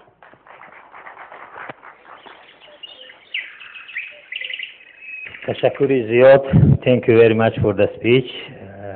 حاضر من از کاردار سفارت جمهوری اسلامی ایران جناب محمود صدری خواهش میکنم که آمده به منبر صحبت کنند. بسم الله الرحمن الرحیم. یا حول ولا قوة الا بالله العلی العظیم. سلام عرض میکنم. برای من بسی مایه افتخار و خرسندی است که امروز در این مجلس حضور دارم به دو علت. علت اول این که در خدمت مؤمنین سروران گرامی و برادران عزیز تاجیکی خودم هستم و علت دوم در روزی خدمت شما هستم که این روز شریفترین و عزیزترین روز برای شماست به خاطر اینکه پایان یک تراژدی بزرگی بود که در کشور شما اتفاق افتاد و الحمدلله با درایت و تدبیری که بزرگان شما داشتن به وحدت و صلح انجامید. من زیاد مصدع اوقات شما نمیشم. دو نکته رو خدمت شما عرض میکنم. اول نکته این که ما آموزه های قرآنی به ما یاد میده که وحدت نقطه است که مسلمان ها و مؤمنین باید بهش توجه کنند و اگرچه انسان وجودش در کثرته ولی آموزه قرآن نشون میده که این کثرت موقعی اعتبار داره و موقعی مقدسه که این کثرت به وحدت بیانجامه و اون انسانی شریف هست در برابر خداوند که بتونه اون کثرت خودش رو به وحدت برسونه. جامعه هم همینطور هست. جامعه اسلامی است که این جامعه در این حال که تفاوت فکری داره و این تفاوت فکری هم باعث رشد و کمال اون جامعه است، ولی این تفاوت‌ها به وحدت برسه نه به کثرتی که متاسفانه باعث نزاع و درگیری بشه. این کثرت از نظر خداوند کثرت خوبی است به شرطی که به وحدت برسه و کثرت موقعی در مقابل توحید و وحدانیت خداوند هست که بره تبدیل بشه به نزاع و درگیری که در اونجا ما اون کثرت و کثرت شیطانی مینامیم. نکته دوم که خدمت دوستان میخواستم عرض کنم این هست که متاسفانه برعکس آموزهای قرآن ما شاهد هستیم که در جهان اسلام اختلافات و اون کثرتی که طبیعی است تبدیل شده به یک نیروی اهریمنی و شیطانی و مسلمان ها برعکس واعتصموا بحبل الله جمیعا ولا تفرقوا یا انما المؤمنون اخوه نزاع و درگیری رو جایگزین اخوت قرار دادن. جنگ شهروندی سه مشخصه بسیار بد داره. جنگ در نفس خودش، در نهاد خودش یک پدیده شوم و زشتیه. اما وقتی به جنگ شهروندی و میان یک جامعه میانجامه از خصوصیات بسیار بدتری برخورداره. چرا اینکه اولا بین برادران و خویشاوندان و کسانی است که با هم ارتباط نزدیکی دارند و نکته دوم این که تخریب جنگ شهروندی و جنگ بین یک جامعه بسیار بیشتر از یک جنگی است که بین دو تا ملت و دو تا جامعه متفاوت صورت میگیره. متاسفانه ما امروز میبینیم که در جهان اسلام در 2 دهه اخیر مثلا در الجزایر مشاهده میکردیم که جنگ هایی که در الجزایر بین مردمشون اتفاق افتاد شاید الجزایر رو 50 سال به عقب انداخت، یا جنگ هایی که در لبنان صورت گرفت و باعث کشت و کشتار زیاد و عقب افتادگی کشورشون شد که هنوزم این نزاعات به شکل مختلف ادامه داره. یا متاسفانه در چند سال اخیر که در سوریه و عراق ما مشاهده میکنیم که اختلافاتی که میتواند در قالب وحدت قرار بگیره و باعث رشد جامعه بشه تبدیل شده به جنگ‌های بسیار شومی که بین ملت‌های مسلمان در جریان هست. و این نشون میده که ما مسلمان‌ها متاسفانه آموزه‌های قرآنی رو در سرره‌های کار خودمون قرار نمیدیم و بیشتر دغدغه زبانه یا اینکه مفاهیمی که از آموزه‌های قرآن میگیریم مفاهیمی نیست که منطبق بر واقعیت قرآنی باشه. واقعیت قرآنی وحدته، نه بین فقط مسلمان‌ها، بین همه جوامع.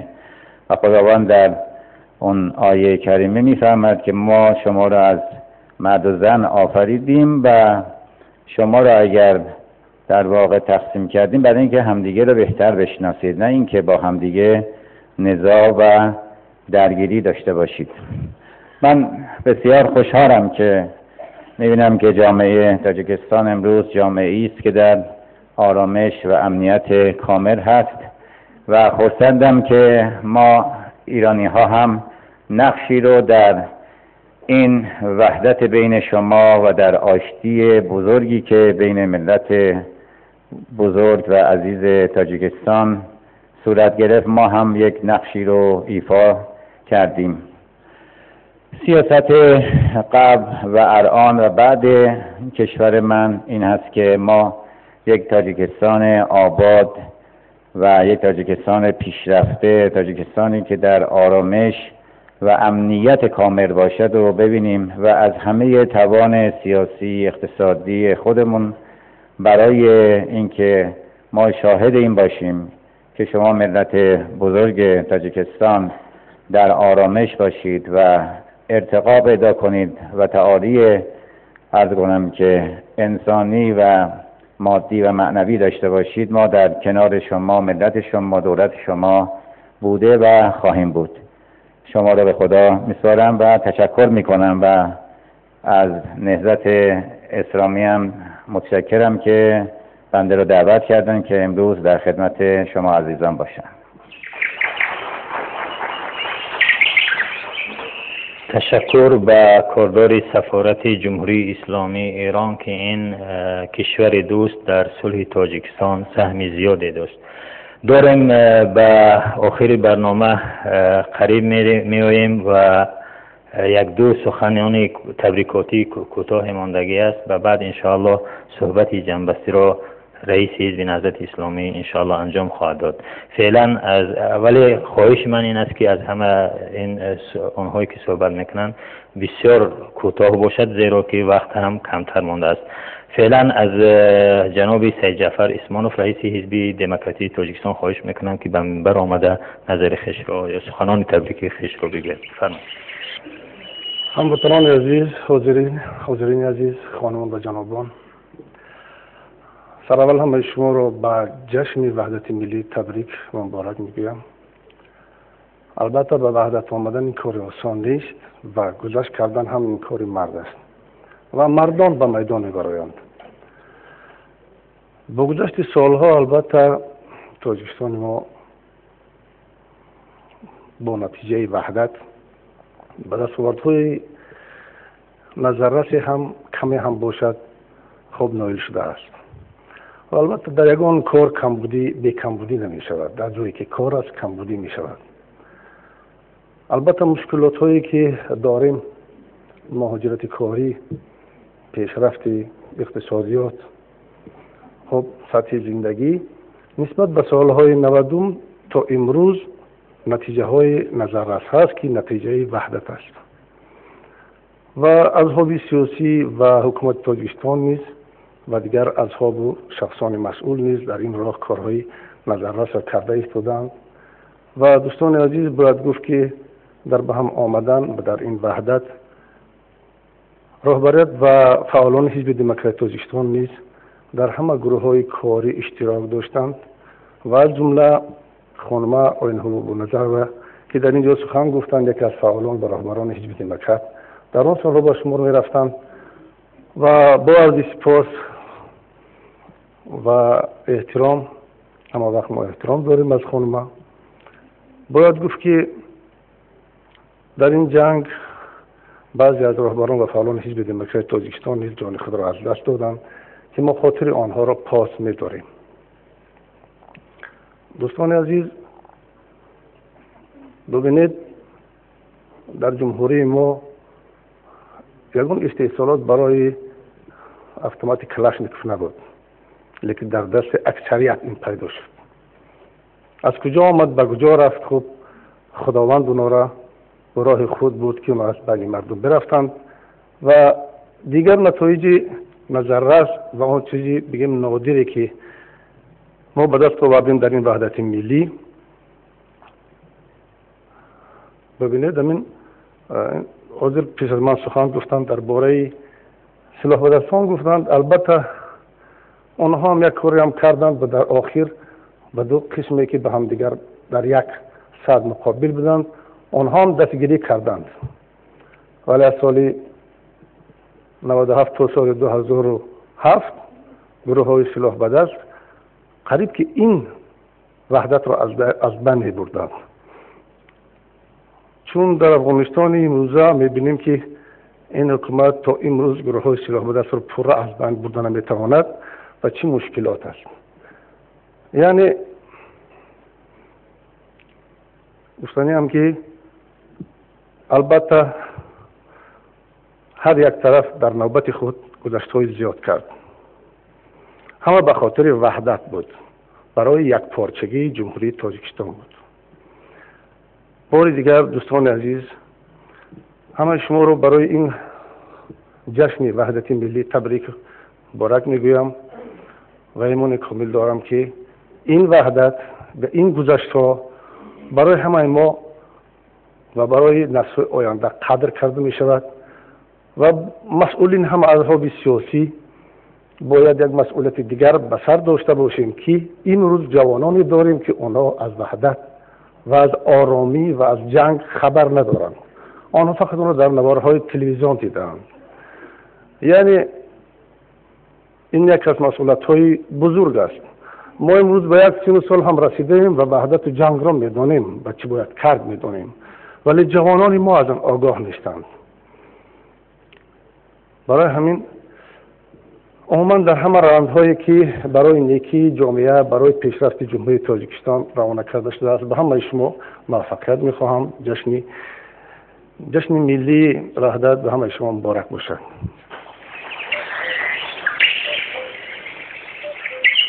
تشکر زیاد. نوبت به حزب خلق دموکراتی تاجیکستان جناب بوریف جورخان رهبر دستگاه کمیته اجرایی مرکزی حزب خلق دموکراتی تاجیکستان. مرحمت.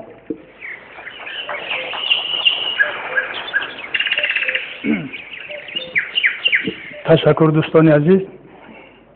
من خیلی خرسند هستم که امروز در این خیلی جمع آمد پرشکوه اشتراک میکنم و از اولی همین چهاربینی که سر شد برنده از نشست توان خواهش کردن که جمع‌آمدی ما امروز جمع‌آمدی ایدانه است.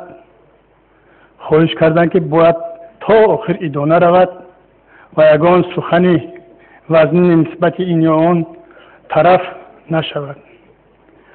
به همین خاطر من یک چیز را قید کردنیم. گفتید شما اینجا نشستگون که یک سین سال ما به یک جا رسیدگی او سالهای متشم ما هم دیده بودیم و در کس قید کرد که حتی همین واژه وحدت تصرف هم نمی روند. در حقیقت درست بود. در همون پیش از واقعهایی که در همین تاجیکستان شده گذشت همین کلمه وحدت چی بود نمیدونستم بعضی ها. من مثال اساسا من آموزگار زبان ادبیات بودم. روز شگویم اون قدر به صرفم نرفتم. خیلی میگفتم صلح وحدت فلان بسمدان. وقتی که از سر گذشت از سر ملت تاجیک گذشت واقعه ها بعد به قدر وحدت رسیدیم. وقتی که گفتن که وحدت میشود ما افسانه فهمیدیم. برای که همسایه برگی موند برگی دیگرش کشت. هیچ ممکن نیست گفتن که وحدت در بین تاجیکان شود. همین چیزا ما با چشم خودمون دیدیم. شنیدگی دیدیم که همسایه با همسایه، برادر با برادر، پدر با پسر، همین خیلی روزا سیاست یک طرف سیاست بود، دیگر طرف دیگر سیاست بود.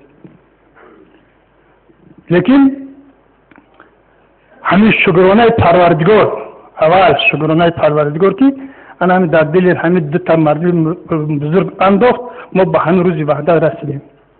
برای همین همیشه شکرانه کردن نکن.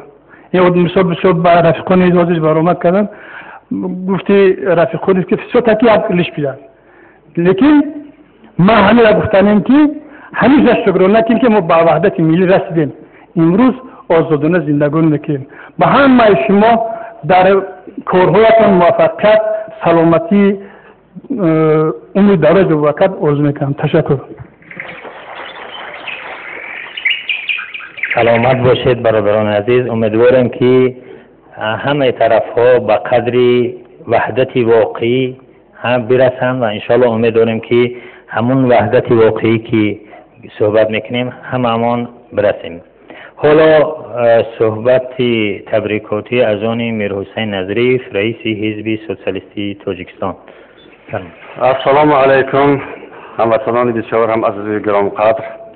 بنده نیز با استفاده از این فرصت مناسب همه شما و در شخصیت شما، اهل بیت شما و تمام کل مردم شریف تاجیکستان را به این جشن بسیار هم شکوهمند از نام خود و از نام بخش غیر حکومتی حزب سوسیالیستی تاجیکستان صدقاً تبریک و مبارکباد می‌نمایم.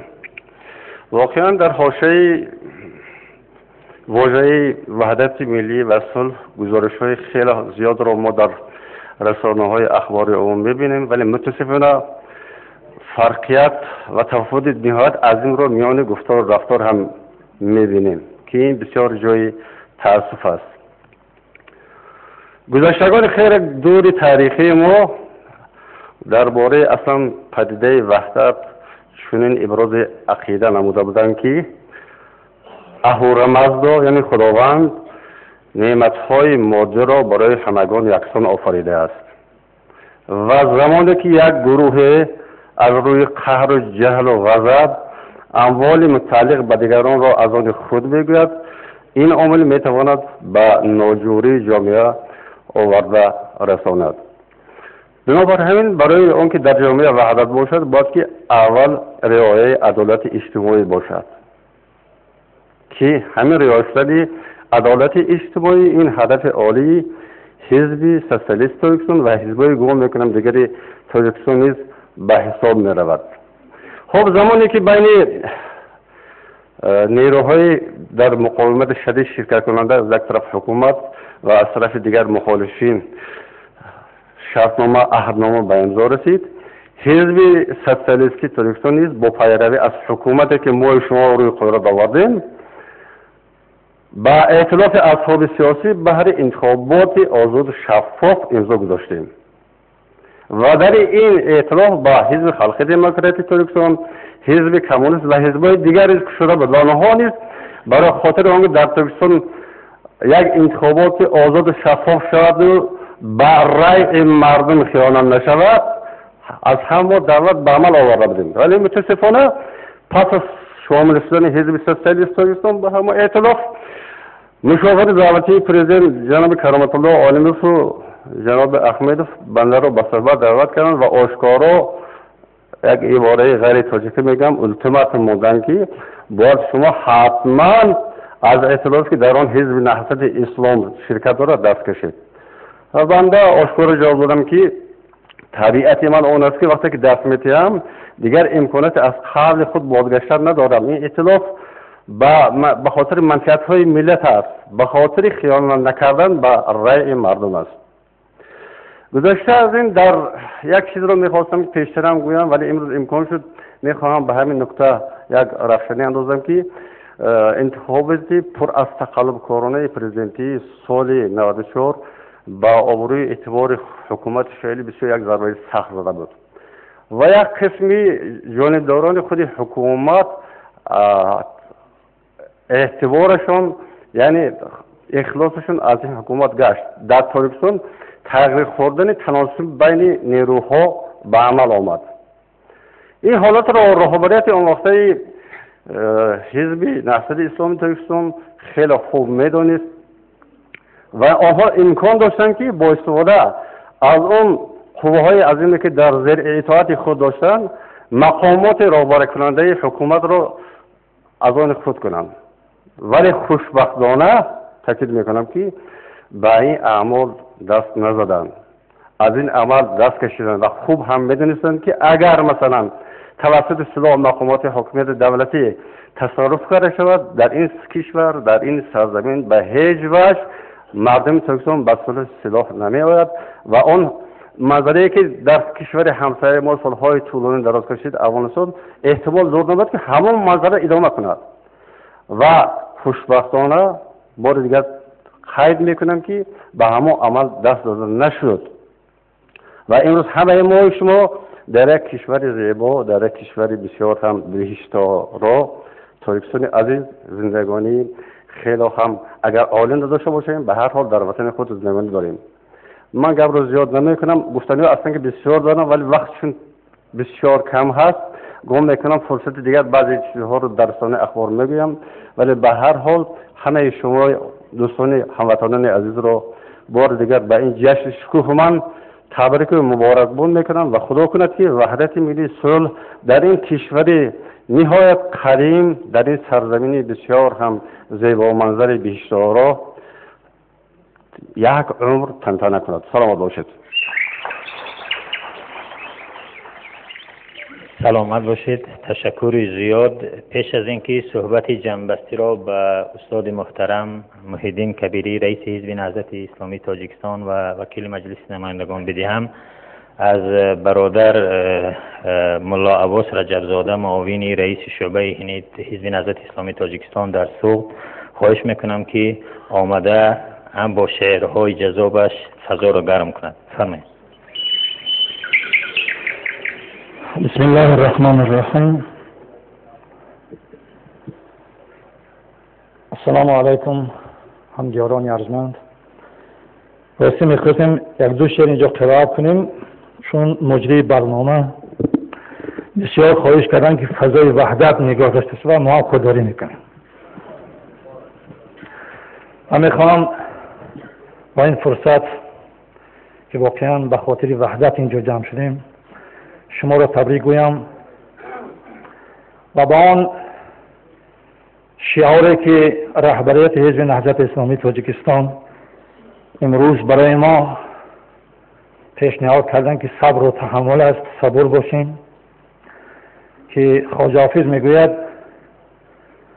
ای هدهدی صبا به صبا می فرستمت، بینگر که از کجا به کجا می فرستمت، ساقی بیا حاطف غیبم به مژده گفت، بادت صبر کن که دوا می فرستمت.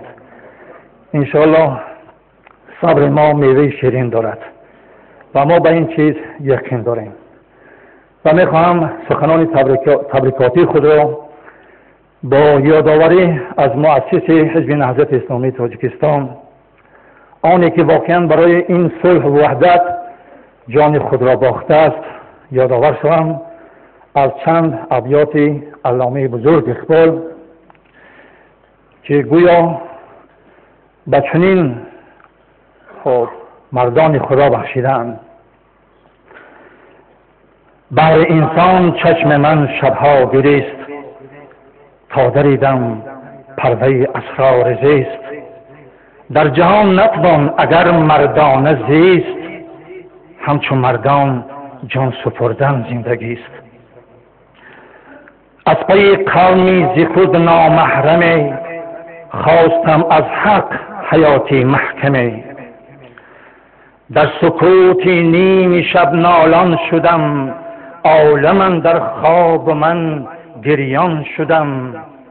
جانم از صبر و سکون محروم بود، ورد من یا حی و یا قیوم بود. آرزوی داشتم خون کردمش، تا ز راهی دیده بیرون کردمش. این آرزو و آمال استاد گرامی بود که بهر ما روندگان این راه بود و ما الحمدلله همیشه صبر داریم، گرچند که مشکلات داریم. این مشکلات ها پسی سر می شوند با صبر و تحمل ما، چون که خیلی که اینجا یک نوار تماشا کردیم و یک بند سازشنامه را خواندن که واقعا یک انسانی که اندیشمند باشد تفکر میکند که نفرین و لعنت خدا و خلق خدا بر آنانی که از گذشته یاد میکنند. دیگر به فکرم در همین سازشنامه، در لایحه سازشنامه همین بند کفایه است. به خاطر که ما به صلح واقعی رسیم، همین بند کفایه است که دیگر ما از گذشته یاد نکنیم و برای پیشرفت این دیار و مرز و بوم خدمتگزار باشیم. و در آخر با بیت علامه اقبال سخن را جنبست میکنم، میگویم: با یکی ساز از دویی بردار رخت، وحدت خود را مگردان لخت لخت. سلام علیکم.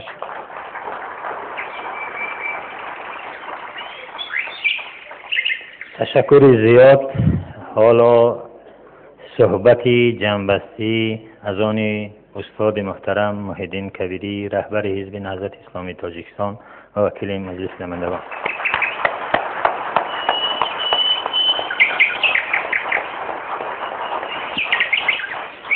به نام خداوند بخشنده و مهربان، حمد مر خدا را و درود بر رسول او محمد صلی الله علیه و سلم و بر آل و اصحاب ایشان. مهمانان ارجمند، پدران و مادران، یکایک شما را به فرارسی جشن وحدت تبریک میگویم و از خداوند منان در این روز پیش از همه مغفرت و رحمت را برای همه شهدای وحدت تمنا دارم. در رأس ایشان رهبر شهدای تاجیکستان استاد مرحوم سید عبدالله نوری، استاد محمد شریف مزاده، استادان عطاخان لطیفی، جمعه‌بای نیازوف، حبیب سنگینوف و دیگر همه اعضایان کمیسیون آشتی ملی که به این دلیل نامشان را اینجا گفته نمیتونیم، شاید در خاطرمان نمانده است. کارمندان کمیسیون آشتی ملی که امروز بین ما نیستند، از آتش بس، گروه آتش بس، بخصوص اولین شهید روند مذاکرات حاجی مظفر، خدا رحمتشان کند، که تا امروز گمنام هستند، و شهدایی که ملت تاجیک داد از سال 92 به بعد تا امروز، خداوند جای همشون جنت کند. ما امروز همه مردم تاجیکستان مدیون این شهدا هستیم، مدیون خون آنها هستیم و تشکر میگویم به همه کسانی که امروز در قید حیات هستند، برای صلح و وحدت زحمت کشیدند، در روند مذاکرات، در روند گفت و شنید و مصالحه کمیسیون اشتی ملی و مرحله های بعد از فعالیت کمیسیون اشتی ملی تا به این روز زحمت کشیده ایستادند. تشکر از نام رهبریت نهضت اسلامی تاجیکستان و همه کسانی که صلح و وحدت برایشان ارزش دارد. بعداً تبریکات خود را به ملت بزرگ تاجیک، به خصوص به پرزیدنت جمهوری تاجیکستان محترم امام علی رحمان از نام رهبریت حزب نهضت اسلامی تاجیکستان میرسانم.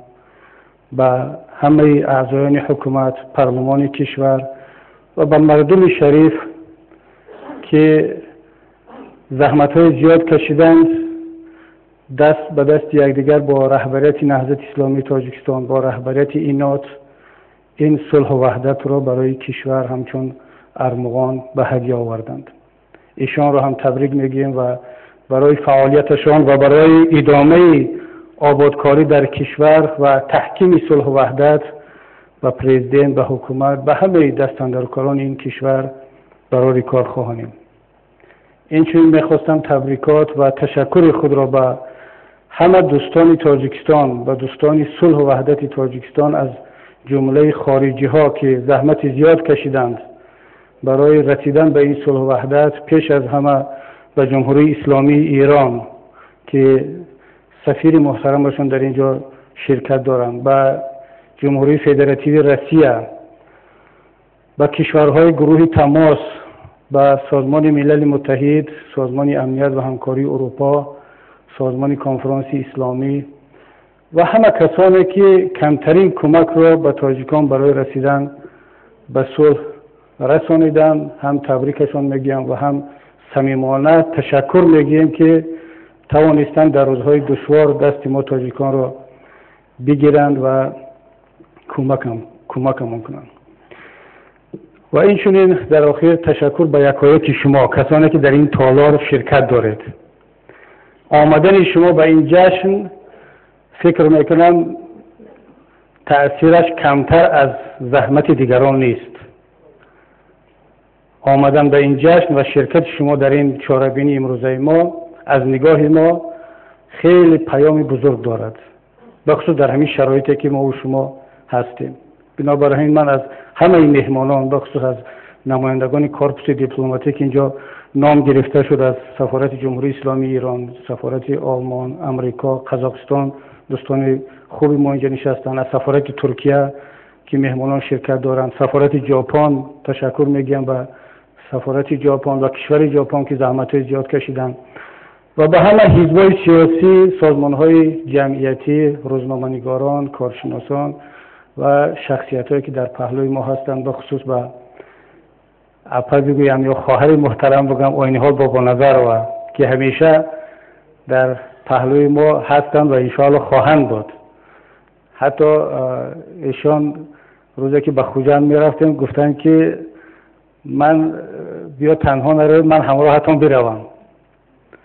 ولی ما فکر کردیم که هر چی بود در گذشته بود، چون برای تصادفی نگفتن. بعضی از دوستان گفتن که نهضت اسلامی تاجیکستان ترسید و یک خانم رو برای خود سپر کرد. من به پای اینها گفتم که شما سپر ما رو تنها نگذارید دیگر در این سفرها.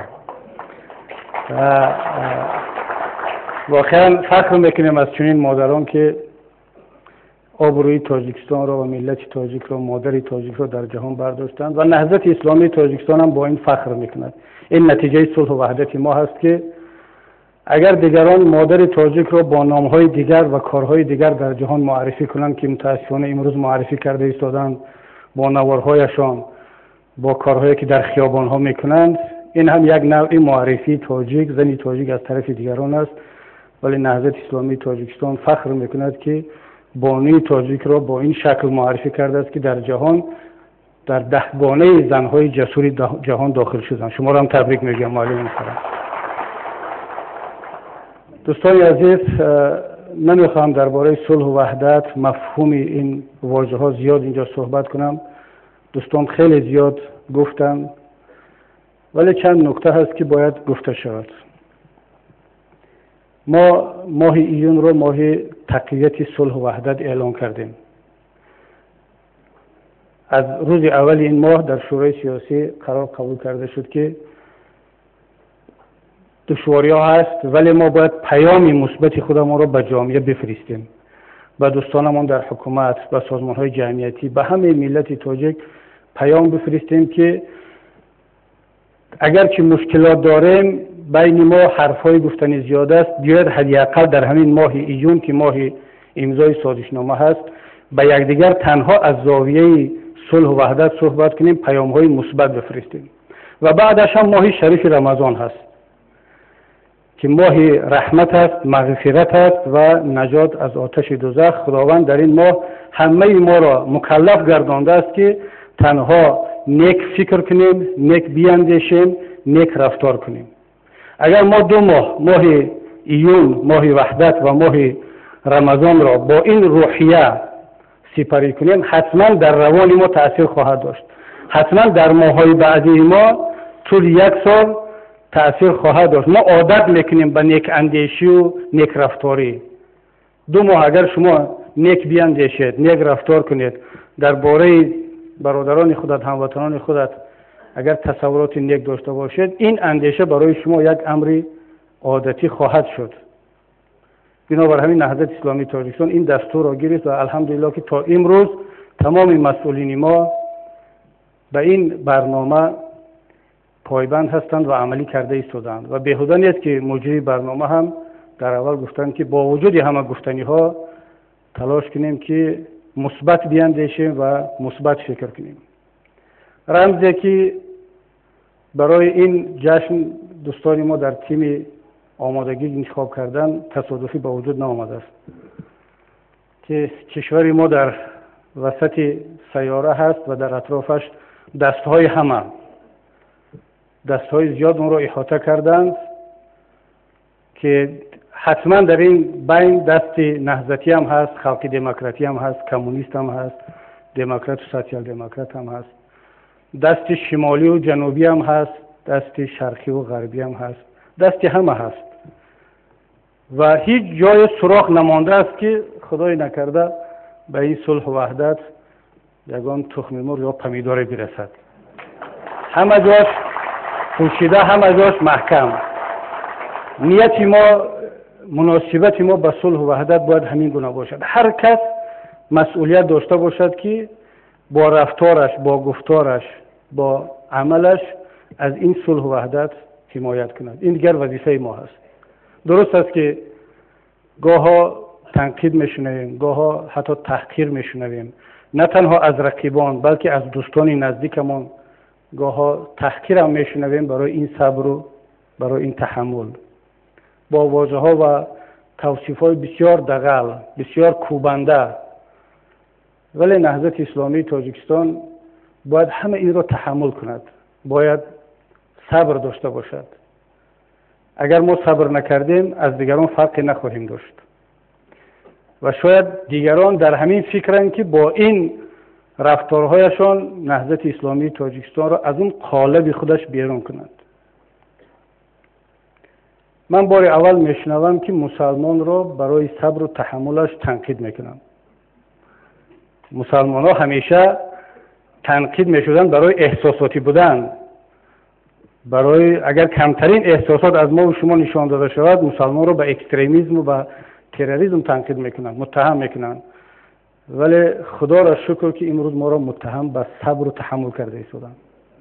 این یک پیشروی بزرگ مسلمانان هست و نباید این دستاورد را نباید از دست داد. این واقعا یک دستاورد بزرگ است. بسیاری ها میخواهند که در تاجیکستان نشان بدهند که یک اسلام رادیکال افراطی هست، ولی ما و شما نشان داده ایستادیم که در تاجیکستان یک اسلام معتدل، سازنده، صلحجو هست با صبر و تحمل. امروز ما افراطگرایی را در چهره دیگران دیده ایستادیم، خوشبختانه نه در چهره مسلمان و اسلامگراها. وقتی آن رسیده است که ما حرفهای خودمان را واضح و روشن بگوییم در چارچوب قانون و یک نکته را درک کنیم. اینجا بسیار حرفهای زیبا گفته شد درباره صلح و وحدت، بسیار شعارها می‌پرسیم که به خاطر ملت و به خاطر بقای این کشور صلح کردیم. شک در این نیست. اصلا من شک ندارم اگرچه کمترین تجربه رو در روند صلح دارم به حیث کارشناس مذاکرات کمیته آشتی ملی و مراحل بعدیش، شک ندارم که واقعا به خاطر ملت و دولت تاجیکان صلح کردن. ولی یک واقعیت است، باید همه اعتراف کنیم، بسیار ساده نشویم. همان وقت با شما صلح میکنن که قدرت دارید. با آدمی ضعیف هیچ کس صلح نمیکند. آدمی ضعیف رو یا از بین میبرن، مغلوب میکنن، مطیع میکنن، یا همیشه در حالت جنگ اون آدمی ضعیف باقی میماند. جنگ را طرف قوی و ضعیف کرده میتوانند و دوامناک. ضرور نیست که برای جنگ هر دو طرف برابر قدرت باشند، ولی برای صلح و مصالحه، بخصوص مصالحه که اینجا از واژه مصالحه درست استفاده شد، برابری هر دو طرف، قدرتمندی هر دو طرف شرط اساسی است. قدرت بود، اتحاد بود، متحدی همه نیروهای آزادیخواه و وطن دوست بود که صلح به میان آمد، وگرنه هیچ کس صلح نمیکرد. بسیار اکنون ساده بد هم نشویم. امروز هم اگر میخواهیم که حرف ما شنیده بشود، باید که قوی باشیم، باید که قدرتمند باشیم. ولی قدرت ما و شما در چی است؟ اگر زمان قدرت در سلاح و در نیروی جنگی بود، مطمئن باشد امروز قدرت ما و شما در صبر ما هست. قدرت ما و شما در اتحاد ما و شما است. در همین گونه جلسه ها و نشست با هم است. قدرت ما و شما در دوستان ما هست که امروز در پهلوی ما نشستند. اگر این قدرت را از دست دادیم، مطمئن باشید که دیگر حتی این جلسه را هم برگزار کرده نمیتونید. برای آنکه صلح پابرجا باشد، وحدت پابرجا باشد، ما و شما مجبور هستیم که قدرت داشته باشیم، قوی باشیم. ولی باز تکرار میکنم، قدرت ما و شما در اتحاد است، در وحدت است، در چنگ زدن به اون ریسمانی هست که خداوند در قرآن مجید گفته است و امروز با همون تفسیر زیبایی که خواهرمان آینی حال از زبان یکی از دوستان نهضتی کردن که این ریسمان میتواند خیلی نحیف و ضعیف باشد، ولی این ریسمان هیچگاه کنده نمیشود. به این ریسمان اگر چنگ بزنیم، واعتصموا بحبل الله جمیعا ولا تفرقوا، انشاءالله که نجات ملت، نجات کشور در همین ریسمان هست. ما در پیشمان یک جشن بسیار خوب داریم، جشن وحدت. من از تمام برادران و خواهران نهضتی خواهش میکردم که از همین لحظه به بعد روحیه را کاملا باید جشنی کرد. باید این جشن را پیشواز گرفت، خوب گذران. در تمام معرکه هایی که دعوت می شود حتما باید شرکت کنید. من با کمال میل قبول دارم این پیشنهادی که اپای آینی ها کردن که ما باید یک جشن داشته باشیم. شاید نیست که نهضت اسلامی تاجیکستان با جمع دوستان این جشن را جدا پیشواز بگیرد، حکومت جدا پیشواز بگیرد، حزب‌های دیگر. مثلا من شنیدم که دوستان حزب کمونیست هم در شهر کلاب یک جلسه به خاطر جشن وحدت گذراندن. بسیار خوب است. دلمان میخواهد که یک جشن داشته باشیم با هم،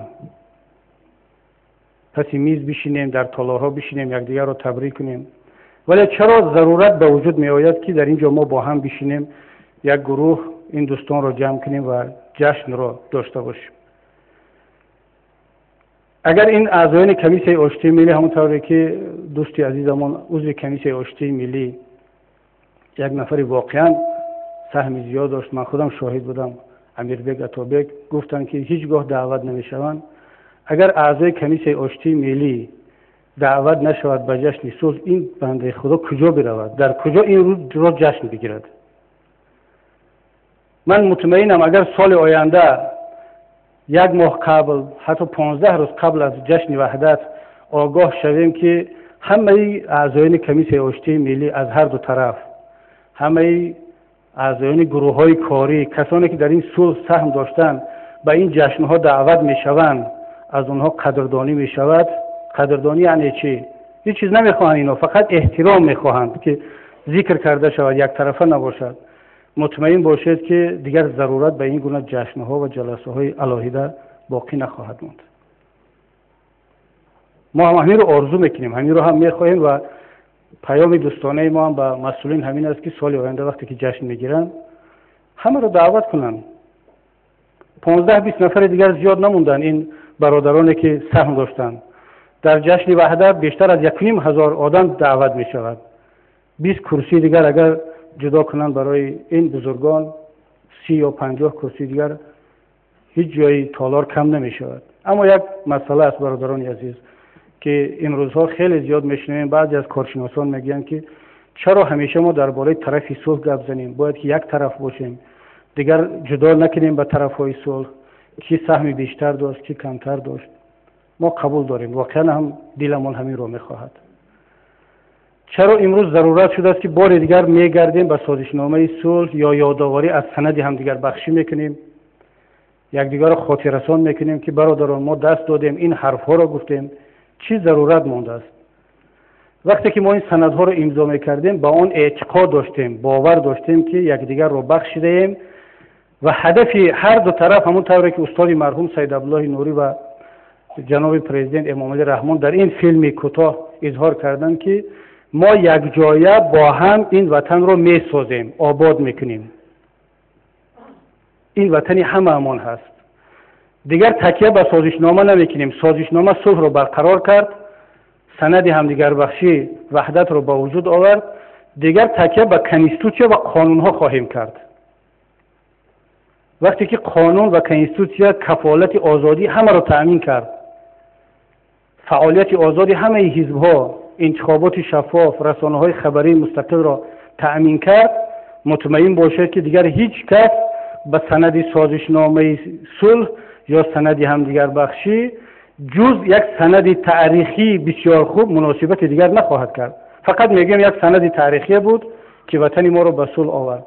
دیگر تکیه به آن همچون معیار نخواهیم کرد. ولی وقتی که کنستیتوسیون کمک نمیکند، قانون حمایت نمیکند، اعضای نهضت اسلامی تاجیکستان و دیگر احزاب مخالف را جز این ملت و وطن بعضی ها حساب نمیکنند، باقی میماند تنها همون سازشنامه صلح، سند همدیگر بخشی و یاد از اون روزها که با تکیه به آن یک بار دیگر به این دوستان خاطررسان کنیم که برادران عزیز، مادران محترم، این مردم هم مردم تاجیکستانند، در همین جا تولد شدند، به وایه رسیدند و میخواهند که در آینده باز نسل‌های بعدیشون در این کشور آزادانه زندگی کنند. از این بیشتر دیگر چیزی را نمیخواهند. کار به حدی رسیده است که تمام حزب و حرکت‌های دنیا مقام و منصب و وزارت و پارلمان میخواهند. حزب‌های سیاسی اپوزیسیونی تاجیکستان فقط میخواهند که اجازت بدهید که جلسه‌مون رو برگزار کنیم. یعنی دیگر ما از این بیشتر چیزی زیاد نمیخواهیم. حالا که یک حزب سیاسی باید دعوای از این بیشتر داشته باشد، مقام پرزیدنتی را داشته باشد، سروزیری داشته باشد، پارلمان را داشته باشد. ولی حالا آرزوی حزب‌های سیاسی همین است که به ما اجازت بدهید که جلسه‌مون رو برگزار کنیم در خانه خودمان، در منزل خودمان. به ما دیگر منزل ندهید، تالار ندهید. خب وقتی که وضعیت به این حد میرسد، به گفت دوستی عزیزمون از حزب خلق دموکراتی تاجیکستان، بعضی برادران دیگر خواسته یا نخواسته کمتر میلش بند در این جلسه ها. ولی این هم به خاطر همون وحدت است، به خاطر همین صلح است. باید همه فرصت ها استفاده شدن تا اینکه این پیام ها رسانیده شدن.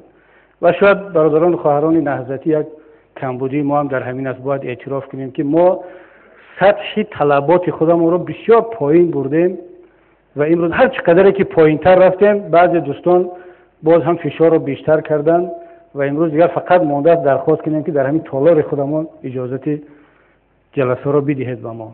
وقتی آن رسیده است که اکنون همچون یک حزب سیاسی قوی، صاحب حق، در اساس کنستیتوسیون جمهوری تاجیکستان، در اساس سازشنامه، در اساس فرهنگ سیاسی معروف در جهان رفتار کنیم و اون حق حلال حزبای سیاسی را از دیگران طلب کنیم. حق چی است؟ آشکار بگیم، چرا نه؟ که این حزب میتواند مسئولیت کشور رو به دست بگیرد. اگر نتوانستید درست رفتار کرده نهضت اسلامی تاجیکستان آماده است که مسئولیت کشور را به دوش بگیرد. رحمتی استاد در یک پیامشان بسیار خوب گفته بودند، من این جمله را تکرار میکنم، با همین ختم خواهم کرد. این جمله واقعا جمله راهبردی است. این جمله هست که باید برای یک حزب سیاسی، چی نهضت است، چی کمونیست، چی خلق دموکراتی، باید دستور عمل باشد. اگر این جمله را رهبری ما نمیگفت، دیگر رهبران میگفتن، شاید با لوح زرین در جای می نوشتیمش، ولی چون کمبودیش همین است که رهبری نهضت گفته است. گفته بود که اگر حکومت جمهوری تاجیکستان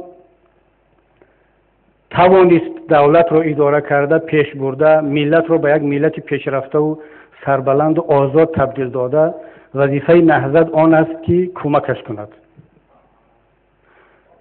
اگر بینیم که مشکلی دارد، کمبودی دارد، قدرتش نرسیده ایستاده است، نیاز به کمک دارد و بعض اشتباه ها را راه میدهد، تلاش کنیم که اصلاحشان کنیم، با نصیحت، با مشورت، با تنقید، با نشان دادن کمبودی ها. ولی اگر بینیم که نه این را میتوانند و نه آن را، نه دولت را خوب اداره کرده میتوانند، نه اقتصاد را، نه سیاست را، و نه کمبودی هاشان را میفهمند و اصلاح کردن میخواهند، وظیفه یک حزب سیاسی آن است که بگوید که برادر جا را خالی کن، یک کسی دیگر بیارد مسئولیت این دولت را بگیرد.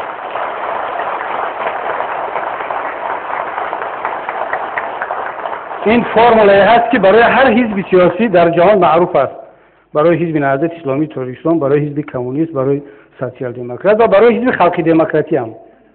حزب خلق دموکراتی هم اگر در همین معادله باشد، اعتراف داشته باشد، یک حزب قانونی است، کنستیتوشنی است، باید رفتار کند و ما هم خیلی قبول داریم. بار دیگر همتون را تبریک میگم به امروز و خداوند ملت و کشور ما را همیشه در سایه پرچم صلح و وحدت نگهبان باشد. رهبران کشور را، مسئولین کشور را و از آن جمله ما و شما را هم همیشه با سلامتی و با تن صحت و ایمان خداوند همیشه حفظ کند. و سلام علیکم و رحمت الله و برکاته.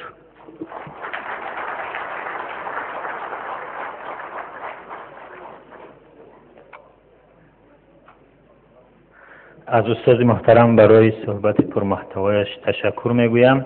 پیش از این که سخن دعا از مولوی عبدالحی اسکندر دعوت نمایم تا دعای اخیر را بکند، بار دیگر از همه شما به خاطر تشریف آوریتان تشکر میگویم و از درگاه خداوند دعا میکنم که برای شما زندگی آرام، تن صحت بدهد و همیشه تاجیکستان آرام و تنج باشد و سلامت باشین، خوش باشین.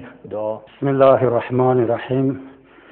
برادران و خواهران محترم و محترمه، پیش از این که دعا کنم یک تشکر از همه ریاست حزب و خصوصا از استاد محمد کبیری رئیس حزب نهضت اسلامی تاجیکستان تشکر میگویم که در حقیقت نه اینکه به زبان بلکه در عمل صلح نشان دادن، در کلا و در خرجند.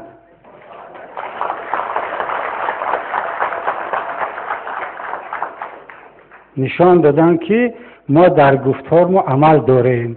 مسلمان باید همه خیل باشد. برادران محترم، پیغمبر ما صلی الله علیه وسلم در طائف که رفتن پایهاش خونالود کردن. پیغمبر اگر دعا میکرد خداوند دنیا را چپه میکرد، لیکن صبر پیشه گرفته، آینده را فکر کرده، تحمل کرده، عاقبت ظفر یافته، راه اسلام به تمام دنیا نشان داد. پیغمبر صلی الله علیه و سلم او از کدام نعمت بود؟ او را از نعمتی صبر و ثبات در همو مثلا که رفتارش و فرمان خدا. این چیز رئیس حزب ما هم انشاءالله نشان داد که در این راهی که خدا برای او عطا کرده است صبر داشته است و ثبات داشته است. آینده هم دعا میکنم که خداوند رئیس ما را دائما خیلی صبر بتیه. برادران محترم، یک سه گفتنیم پس دعا میکنم. ما ملاها حزبی ها چی وظیفه داریم؟ ملا وارث پیغمبر است. مثلا چی خیلی بگم، یک عامی با نماز نافله، با روزه نافله، با کارهای نافلهش با خدا قریب می شود. ملا به امر معروف و مردم به راه راست هدایت کردن در خدا قدر داره. ما مثلا همین مسئول تاجیکستان ما ملاها، یعنی حزبی ها که راه اسلامی داریم، خاص برای راه اسلامی است، دیگه یگان مقصد دیگه نداریم.